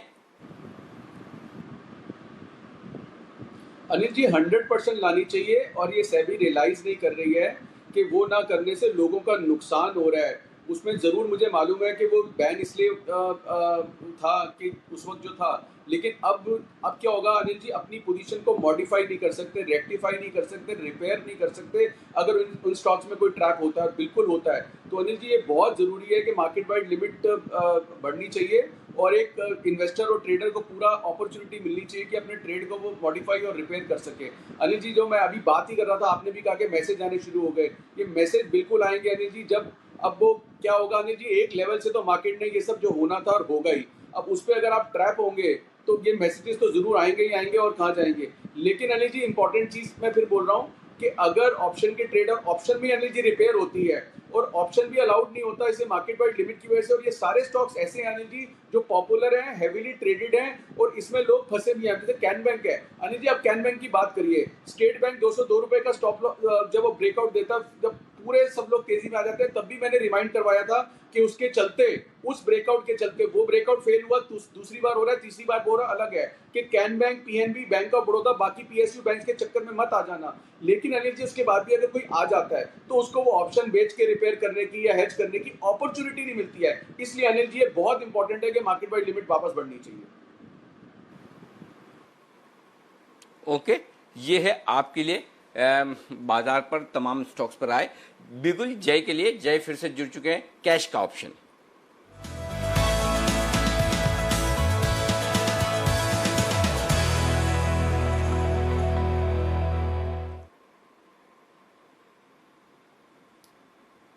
बताएं जय।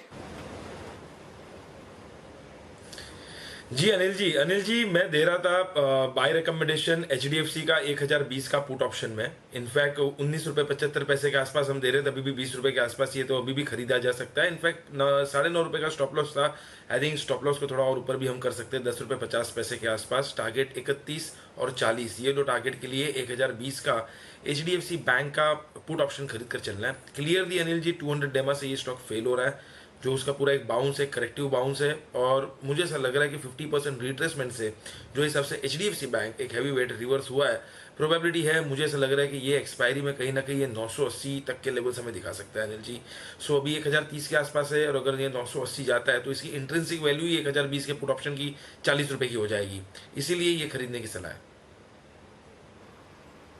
ओके, HDFC का पुट ऑप्शन खरीदिए। HDFC सुमित जी ने भी शॉर्ट कॉल दे ही दिया है। आज सुमित जी ने 1780 पर शॉर्ट कॉल दिया था। सुमित जी ने HDFC बैंक दिया था, माफ कीजिएगा। और अच्छा जय, आप HDFC बैंक दे रहे हैं? ओके, माफ कीजिएगा, मुझे HDFC लगा। अच्छा जय HDFC बैंक दे रहे हैं।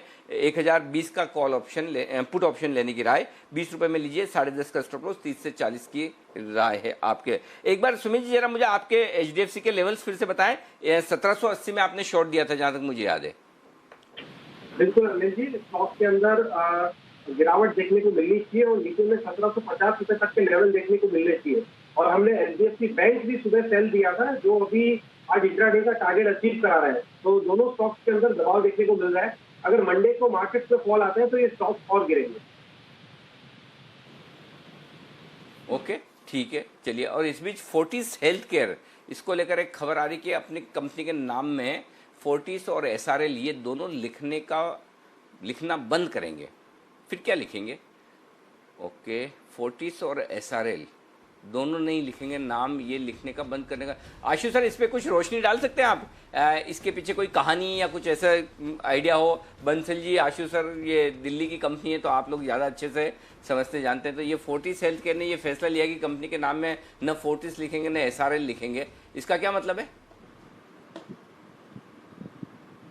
अनिल जी, क्योंकि ये पुराने नाम है, पुराने प्रोमोटर्स के साथ एसोसिएटेड है, मुझे लगता है कि पुराने नए प्रोमोटर्स ने वो पुराने प्रोमोटर्स का नाम वो जो एक्सचेंज में डी क्लासीफाई हो जाता है, और अगर अपना नाम रिक्लासीफाई कर लिया नए प्रोमोटर्स ने, मैंने लास्ट चेक नहीं किया था क्योंकि किसी टाइम पे ग्रुप कंपनी के चलते हम इस पर कमेंट नहीं करते थे, लेकिन इसका बड़ा रीज़न यही होगा कि आनंद जी, क्योंकि ये नाम पुराने प्रोमोटर्स के साथ एसोसिएटेड है और कहीं ना कहीं वो जिस तरह के लीगल बैटल चल रही है उसके चलते मुझे लगता है कि उसको रीब्रांडिंग का जो एक प्लान होगा, उस रीब्रांडिंग के चलते और नए प्रोमोटर्स अपने आप को रिक्लासीफाई कर रहे होंगे और एक्सचेंजेस में भी शायद ऐसे ही जाएगा, तो उसी के चलते आई थिंक आनंद जी एक कॉर्पोरेट डिसीजन है।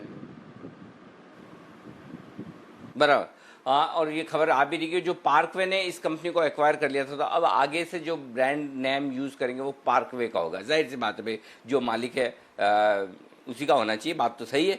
तो अब पार्कवे ब्रांड हो जाएगा, तो हो सकता है पार्कवे हेल्थ केयर टाइप ऐसा कुछ ना कुछ नाम हो जाएगा और पार्कवे का ही ब्रांड यूज़ किया जाएगा। परफेक्ट है, बहुत ही बढ़िया, समझ गए हम सारा। तो ये बदलाव होने की तैयारी में। अच्छा, एक चीज़ और है आशु सर जो बड़ी इंपॉर्टेंट है आज है, जिसके हिसाब से थोड़ा मार्केट पर ऊपर नीचे होने का भी मन थोड़ा सा समझ में कम आ रहा है कि क्या किया जाए क्या न किया जाए, वो है AGR की सुनवाई हो चुकी है सुप्रीम कोर्ट में। तो क्या एक बार शॉर्ट सेलर हो चाहे लॉन्ग ट्रेडर्स, दोनों को सावधानी रखनी है कि क्या अगर फैसला अगर आज आ जाता है तो सोमवार को इसका असर दिखेगा, खासतौर से बैंकिंग शेयरों पर? ज्यादा असर नहीं आएगा, क्योंकि क्या होता है जी, जितना वो डिले होता जा रहा है ना, उसका इम्पैक्ट पॉजिटिव या नेगेटिव उतना ही कम होता जा रहा है। ये मेरे ख्याल चौथी या पांचवी हेयरिंग है, पहली 4 या 5 हो चुकी हैं जो हर हफ्ते हर महीने हो रही है। तो जितना डिले होता जाता है अनिल जी, उसके बाद लोग भी थक जाते हैं, उसका इम्पैक्ट भी कम होता है। 1 सेकेंडली अनिल जी, उसका इम्पैक्ट है जो स्क्यूड है वो 2-3 टेलीकॉम कंपनीज पे और 2-3 बैंक्स पे ज्यादा आएगा। It has nothing to do with the overall market. Overall market में तो मैं कह रहा हूँ कि शायद अगर नेगेटिव आएगा तो ये जो नेगेटिव सेंटीमेंट मार्केट में बना है इसको और ट्रिगर कर सकता है। पॉजिटिव आएगा तो शायद मार्केट में इफेक्ट ना आए। सो अनिल जी, मैं ये बोल रहा हूँ कि अभी भी 1 या 2 दिन और वॉच करने के लिए हैं, क्योंकि आज जिस तरह से मार्केट गिरा है इसमें कोई भी इंटरनल या एक्सटर्नल न्यूज नहीं है, इसमें सिर्फ एक बॉट पोजीशंस है। निफ्टी फिर भी अभी भी इतना, मैं मतलब एकदम इतनी मंदी के अंदर नहीं हूँ। अगर 11,300 से ऊपर लेना नहीं है तो इस शार्प रिएक्शन में बेचना भी नहीं है। बट अनिल जी, इंपॉर्टेंट चीज ये है कि अगले 1-2 दिन तक अगर स्टॉक्स में लोगों को एग्जिट नहीं मिला तो डेफिनेटली हम काफी लोअर लेवल्स की तरफ जा रहे हैं। और मैं ये पहले भी बोल चुका हूँ, कभी ना कभी ये होना ही था, और वो आज किसी रीजन से हुआ है। वो रीजन अभी भी ढंग से समझ नहीं आ रहा कि यूएस के मार्केट है, ट्रम्प की स्टेटमेंट है, क्योंकि अभी भी कंफर्मेशन नहीं आई है उस मंदी की। बट ये अनिल जी, 11,300 के ऊपर जो ये भागो पकड़ो वाली चीज थी, ये स्टॉक्स के रेट थे, ये इसके लिए कॉशियस रहना है। बट एजीआर मामला बहुत ही स्क्यूड है, कुछ स्टॉक्स को इफेक्ट करेगा, ओवरऑल मार्केट को नहीं करेगा। ओके, तो ये है आपके लिए साफ तौर पर सुप्रीम कोर्ट वाले इस मामले पर राय। देखते हैं कुछ होता है या नहीं होता है। होता है तो क्या होता है, सोमवार को इसका पता चलेगा। अच्छा दीप, 3:20 हो गए।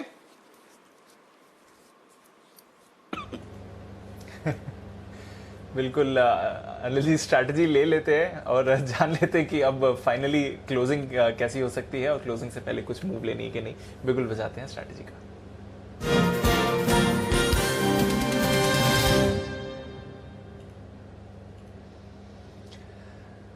थोड़ा सा सुधार है, जैसे कि हम देख रहे हैं Anil ji, Nifty bank Nifty भी निचले स्तरों से हल्का सा सुधार दिख रहे हैं। डाउ फ्यूचर्स भी निचले स्तरों से लगभग 50 अंक सुधरे हैं इस समय, अभी भी 160 अंक नीचे ही है डाउ फ्यूचर्स। नैस्डैक फ्यूचर्स में भी थोड़ा सा सुधार आते हुए दिखा है, पर यूरोप के बाजार में अभी भी वैसी ही मंदी है, 2 से 2.5% तक की गिरावट वहां पर आ रही है। तो हल्का सा निचले स्तरों से सुधार हुआ है सर, बट कुछ मटीरियल मूव नहीं है। बताइए क्या करना चाहिए?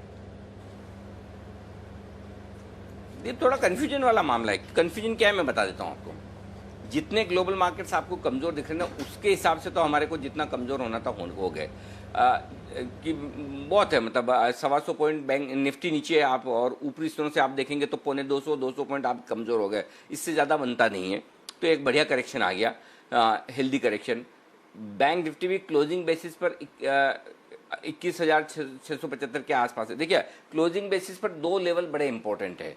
एक है 11,200 का, अनफॉर्चुनेटली क्लोजिंग उसके नीचे हो रही है। पिछले हफ्ते के मुकाबले में आप नीचे क्लोज हो रहे हैं आज। पिछले हफ्ते आप बंद हुए थे 11,200 पर और उससे आप नीचे क्लोज हो रहे हैं, ये एक समस्या है। दूसरी समस्या है 21,642 के आसपास आप पिछले हफ्ते नहीं, 21,754 पर आप क्लोज हुए थे पिछले शुक्रवार को, आज उसके नीचे क्लोज हो रहे हैं। तो वीक ऑन वीक आपकी क्लोजिंग थोड़ी नीचे आ रही है, हल्की सी, और एवरेज होकर भी आपकी क्लोजिंग नीचे ही आनी चाहिए। 21,750 के नीचे की क्लोजिंग मिलेगी और 11,200 के नीचे की क्लोजिंग मिलेगी, तो हल्की सी सावधानी के संकेत तो हैं। अब इस सावधानी के संकेत में आप क्या कर सकते हैं? आप 2 काम कर सकते हैं। अगर आपको मंदी की पोजीशन रखनी ही है तो फिर आप सिंपल चीज है कि नीचे का एक पुट बेच के रखें। क्या करना चाहिए? निफ्टी का आप 11,100 का एक पुट ले लें और 11,000 का एक पुट बेच दें। ये आपके लिए स्ट्रेटेजी हो सकती है हेजिंग करने के लिहाज से, ताकि 11,000 इतना आसानी से नहीं टूटेगा। 11,100 का ले लीजिए, सस्ता भी मिल जाएगा, और 11,000 का बेच दीजिए।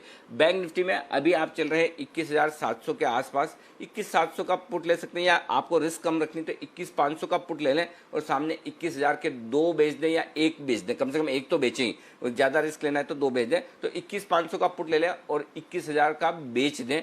ये आप स्प्रेड बनाकर चलें, ये आपके लिए ज़्यादा ठीक होगा। तो 11,100 का पुट खरीदें निफ्टी का, 11,000 का बेचें। 21,500 का बैंक निफ्टी का खरीदें, 21,000 का बेचें। ये ठीक रहेगा। इससे आपकी हेजिंग भी हो जाएगी और आपकी तेजी की पोजीशन है तो उन्हें थोड़ा कम कर लेंगे तो ज़्यादा बढ़िया रहेगा। तेजी की पोजीशन कम करनी चाहिए, ये बात पक्की दिख रही है, कम से कम डिसिप्लिन के तौर पर। फिर भले ही मंडे वापस मार्केट ऊपर आ जाए, बढ़ जाए, कोई बात नहीं, फिर से खरीदेंगे, थोड़ा बहुत ठीक है। डिसिप्लिन के तौर पर आपको स्टॉप लॉसेस रखने ही चाहिए, वो ज़्यादा ठीक रहता है। जी दीप। बिल्कुल, डिसिप्लिन के हिसाब से स्टॉप लॉस थोड़ा मेंटेन करिए, एक स्प्रेड क्रिएट करिए। और जैसे कि अनिल जी इस पूरे हफ्ते आपको बता रहे हैं, तेज़ी का बाजार रहा है या फिर आज की मंदी देख रहे हैं, स्प्रेड क्रिएट करके अपने आप को हेज करना इस बाजार में ज़्यादा ज़रूरी है। सेफ्टी और स्टेबिलिटी के लिए ऑप्शन बनाइए आप अपना। तो चलिए नज़र रखते हैं बाजार के एक्शन पर। हल्की सी रिकवरी ज़रूर हुई है, निफ्टी में थोड़ी ज़्यादा हुई है, बैंक निफ्टी अभी भी आपको दबाव दिखाते हुए दिख रहा है, पर क्लोजिंग की तैयारी कर रहे हैं। उससे पहले कुछ और स्टॉक्स पर जल्दी से नजर डाल देते हैं। कैश स्टॉक्स में अभी भी भरपूर एक्शन है। और सुमित जी, एक कैश स्टॉक में देख रहा था थोड़ी देर पहले, बजाज इलेक्ट्रिकल्स, वहां पर एक बड़ा स्पाइक आया था, 6-7% की तेजी है। क्या राय है इस चार्ट पर सर? मैं इसके अंदर बाय कॉल देने वाला था, लेकिन मार्केट में इतनी फॉल है, इसके लिए मैंने आज अवॉइड किया है। मंडे को देखेंगे, अगर स्टॉक में मार्केट में अगर रिकवरी आई और बजाज इलेक्ट्रिकल ने आज का हाई ब्रेक किया तो मंडे को इसके अंदर पक्का बाय कॉल निकालेंगे। स्टॉक में ब्रेकआउट है, लास्ट 3-4 महीने के स्टॉक हाई तोड़ रहे हैं। इनफैक्ट चार्ट पे अगर मैं डेली चार्ट पे देख रहा हूँ तो जुलाई 2019 के स्टॉक के अंदर हाई टूट रहे हैं। तो अगर ये 465-470 के ऊपर क्लोजिंग देता है और 1-2 दिन के लिए टिक जाता है तो बजाज इलेक्ट्रिकल यहाँ से बहुत बड़ी अपसाइड को दिखा सकता है और फिर 500 प्लस के लेवल स्टॉक के अंदर देखने को मिल सकते हैं। नीचे में 440-450 के आसपास का सपोर्ट है, तो ये देखना है कि ये सपोर्ट होल्ड करना चाहिए और 470 के ऊपर क्लोजिंग देखने को मिलनी चाहिए, फिर बजाज इलेक्ट्रिक में बहुत बड़ी अपसाइड को देखने को मिलेगा। तो बजाज इलेक्ट्रिकल से बड़ी अपसाइड मूव आपको देखने को मिल सकती है। और आज भी देखिए अच्छा स्पाइक आया और स्पाइक के बाद होल्ड भी कर रहा है। ग्लेनमार्क में अच्छी तेजी रही है, साथ ही मार्क्सन्स फार्मा यहाँ पर भी बढ़िया मूवमेंट आपको आते हुए दिखा है। और एक और स्टॉक कुणाल जी जिस पर आपसे चर्चा हुई है, आपने बात भी करी थी इसके बारे में, बिरला सॉफ्ट, यहाँ पर भी अच्छी तेजी है, 4% के उछाल के साथ ये स्टॉक भी क्लोज होते हुए दिख रहा है। अगर किसी की पोजीशन है, मुनाफा वसूल लेना चाहिए या फिर और तेजी अभी भी बाकी है इस काउंटर में? बहुत ही दमदार तेजी इसमें पिछले कुछ हफ्तों में हमने देखी आते हुए दीपांशु, और मुझे याद पड़ता है मैंने और राकेश जी ने 100 रुपए के आसपास इसमें खरीदारी की राय दी थी, वहां से 50% की तेजी बनी है। तो मुझे लगता है कि एक बार के लिए प्रॉफिट बुक करने में हर्ज नहीं है। हालांकि रेजिस्टेंस अभी भी दूर है, अगर आप लॉन्गर टर्म रेजिस्टेंसेस देखें तो 170 रुपए के आसपास हैं, जो कि अभी भी 18-19 रुपए दूर है। लेकिन एक बार के लिए प्रॉफिट बुक कर लेने में मुझे नहीं लगता कि कोई हर्ज है। जिस तरह बाजार का वातावरण है, प्रॉफिट लेकर के चलते रहना चाहिए। बिल्कुल, प्रॉफिट मेंटेन करके चलते रहना चाहिए जिस तरह का बाजार का मूवमेंट है। अशोका बिल्डकॉन, मेरे को याद है शायद कल सिद्धार्थ सिडानी साहब ने इस स्टॉक की रिकमेंडेशन दी थी जी, 10 की कमाई में उन्होंने इस स्टॉक के बारे में बात करी थी और वहां से अच्छी तेजी आई है। आज सुबह भी वो बात कर रहे थे इसके बारे में। किरण जी, अशोका बिल्डकॉन वीक बाजार में 10% की गेन्स के साथ क्लोज होता हुआ दिख रहा है, कोई व्यू इस चार्ट पर सर? देखिए, टेक्निकली एक बहुत ही बेहतरीन ब्रेकआउट में देखने को मिल रहा है डेली वीकली चार्ट्स पे। तो जिस तरीके से इसने 70 रुपए के ऊपर की क्लोजिंग देता नजर आ रहा है, मेरा मानना है कि आगे जाते हुए भी परफॉर्मेंस देखने को मिलेगा। इसने जो स्विंग टॉप्स किए थे अप्रैल में और फिर जून में, ये दोनों टॉप्स क्रॉस करते नजर आ रहा है। तो मेरा मानना है ये ब्रेकआउट है, वॉल्यूम्स काफी स्ट्रांग है, तो टेक्निकल पैटर्न काफी स्ट्रांग है। मेरा मानना है कि जो लॉन्ग पोजीशंस है इनके लिए मैं स्टॉप लॉस सजेस्ट करूंगा 66 का, और अगले 2 हफ्ते के लिए टारगेट्स लगभग 84-85 के देखने को मिल जाने चाहिए।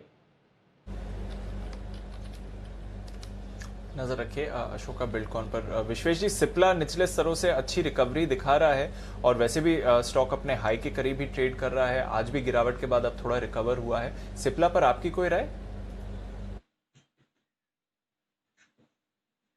देखिए, ये वीक का जो ओपन और प्रीवियस वीक का जो हाई है, ये बेसिकली इसमें बहुत बड़ा लार्ज गैप है। ऑलमोस्ट अगर मैं कहूँ तो प्रीवियस वीक का जो हाई था वो समवेयर अराउंड 741 था और ये वीक का जो लो है 753, तो 10 रुपीज का गैप है। तो ये वीक का ओपन होने के साथ ही बहुत बड़ा मूव आया था 810 का, और आज का जो लो है एग्जैक्टली आप देखेंगे तो 755 के आसपास, which is the previous week high. तो मुझे लग रहा है जब तक ये गैप फिल नहीं होता तब तक वापस एक बार के लिए 810 की ओर जा सकता है। In a very shorter term मुझे लगता है any dip towards 740 is a buying opportunity. Okay 740 के ऊपर अगर होल्ड कर रहा है, वहां तक अगर गिरता है तो फ्रेश खरीदारी कर सकते हैं। वागले साहब, मुथूट फाइनेंस ये भी मजबूती के साथ ही क्लोज होते हुए दिख रहा है, गेन्स होल्ड करी है इसने 1200 के ऊपर, कोई राय इस चार्ट पर सर? दीपांशु होल्ड कर रहा है, लेकिन मैं थोड़ा सा वेट करूंगा। मैं लेके जाने की तो सलाह नहीं दूंगा। जिस तरह से निफ्टी बंद हुआ है 11,200 के नीचे, मुझे थोड़ी सी डाउनसाइड दिखाई दे रही है। थोड़ी सी डाउनसाइड दिखाई दे रही है। रेंज बाउंड एक्शन के बाद आज बाजार में आपने ब्रेकडाउन आते हुए देखा है। अगर फाइनल क्लोजिंग की तरफ बढ़ते हुए देखें तो 11,200 के नीचे ही क्लोजिंग होती हुई दिख रही है। बैंक निफ्टी भी आज 22,000 के नीचे फिसला और उसके बाद 21,500 तक पहुंचने के बाद वहां पर थोड़ा स्टेबल हुआ है। फिलहाल 21,700 के करीब क्लोजिंग होती हुई दिख रही है। बड़ा ब्रेकडाउन आया है ऑटोज और बैंकिंग नेम्स में, साथ ही एनबीएफसीज पर भी। आइशर मोटर्स यहां पर 7.5% की गिरावट हुई है। टाटा मोटर्स 5% नीचे है।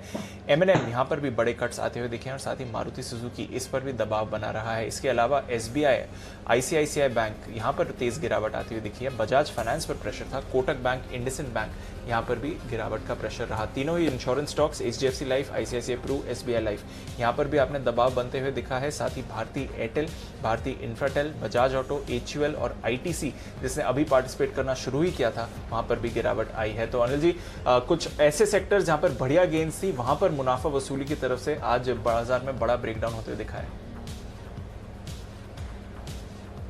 ओके, तो ये है आपके लिए फाइनल क्लोजिंग आए उससे पहले बाजार बंद होने की तैयारी में बचे हैं 10-15 सेकंड और कुछ अहम लेवल के नीचे बंद होने को तैयार हैं बाजार।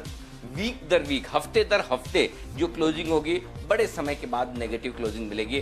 पिछले बार 11,200 पर बंद हुए थे, उससे थोड़ा नीचे 21,750 पर बंद हुए थे बैंक निफ्टी पर, उससे थोड़ा सा नीचे 500 अंक लुढ़का है बैंक निफ्टी और 118 अंक लुढ़कता हुआ निफ्टी और सेंसेक्स 413 अंकों के नुकसान के साथ बंद होता हुआ आज के सेशन में। ये है आपके लिए प्रोविजनल क्लोजिंग। फाइनल क्लोजिंग आएगी थोड़ी ही देर में, लेकिन उससे पहले आपको बता दें आज क्या है खास आपके लिए। शाम को 6 बजे हमारा स्पेशल शो आपकी खबर आपका फायदा, आप भी इस्तेमाल कर सकते हैं हैशटैग आपकी खबर आपका फायदा। जुड़े हमारे साथ कार्यक्रम में।